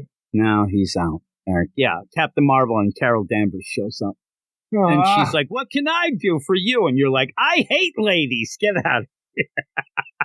No, the thing is, it won't even be Captain Marvel, Carol Danvers. It'll be the one before that, Marvel, and I don't care even less about. How dare you, Eric? There's people who get real mad at you. Fuck them. This one guy's like, everybody wants Marvel back. I'm like, I think that if you don't like Carol Danvers, most people just want that to get all pushed. The thing is, I don't know if I ever told you this. I don't think I ever talked about it in the podcast, but when I was a kid, the idea of Captain Marvel, I thought he was stupid and I hate him. What I actually latched onto was Miss Marvel. I thought she was cool as hell, who was Carol Danvers. And I'm like, and now she's like Captain the Kree Marvel. Warrior, Captain Marvel. How dare you? Fuck him. I ended up where when I started on the Patreon, the Crisis deal, I ended up doing the big deal with Marvel. I forget. It was like that. I don't remember what the hell it was. It was one of the first events of Marvel. Yeah, when I was a kid, I was at a yard sale or a garage sale or like a flea market. I forget which one it was. I know I picked it up. But the same day, I picked up, like, it was from 1978, I think. Like, Miss Marvel #1 and Spider-Woman #1. And I thought these were the coolest goddamn characters ever. I read Miss Marvel #1 just yesterday night because I'll be doing a podcast on the Patreon for it. That's my next Marvel Back Issues podcast. You've read Spider-Woman #1 already, right? Yeah, I already had that up there on the back. That captivated me as a kid. I really like that. Especially, I'm telling you, I was all about it because she had different powers than Spider-Man. I'm like, that's so cool. Man, I really did like the Miss Marvel #1. It's pretty cool. Everybody's losing their mind, too. There's a lot of real jerks in that. Like, what's this lady think she's doing? I'm like, just like real life. I'm like, this is like looking into the future. What the hell is this? Does life imitate art or does art imitate life? I don't know. It's all a nightmare, Eric. It's all a dream we like to call life. Going through, it's a nightmare for me, but some people think it's a dream. Yeah, that's what I said. Really? Welcome to my world, bitch. Yes, but yeah, 2 of those will be on there. We have a bunch of different things. It's the best sound effects ever. We have a bunch of things going on our Patreon, so check that out. Also, check out. You still got the Wicked Witch one? Oh, what's that, Eric? Get you, my pretty, and your little soul, too. I picked that one just good for you. You love it. I do love The Wizard of Oz. But with all that, thanks, everybody. I hope that you got spookied up for the old Summerween. We'll be continuing this for 2 months, and we'll see how it goes. I hope that people at least enjoy some of the books or have fun poking fun at them. So definitely check out We'll be skewering and reviewing them. Yeah, and if you haven't done, check that out. But, Eric, that is it. What do we say at the end of the podcast? Everyone have a great week. Keep it spooky. And we'll see you in 7. See you in 7. You are all weirdos. Weird science is the revolution. Weird science is the revolution. I'll get you, my pretty, and your little soul, too.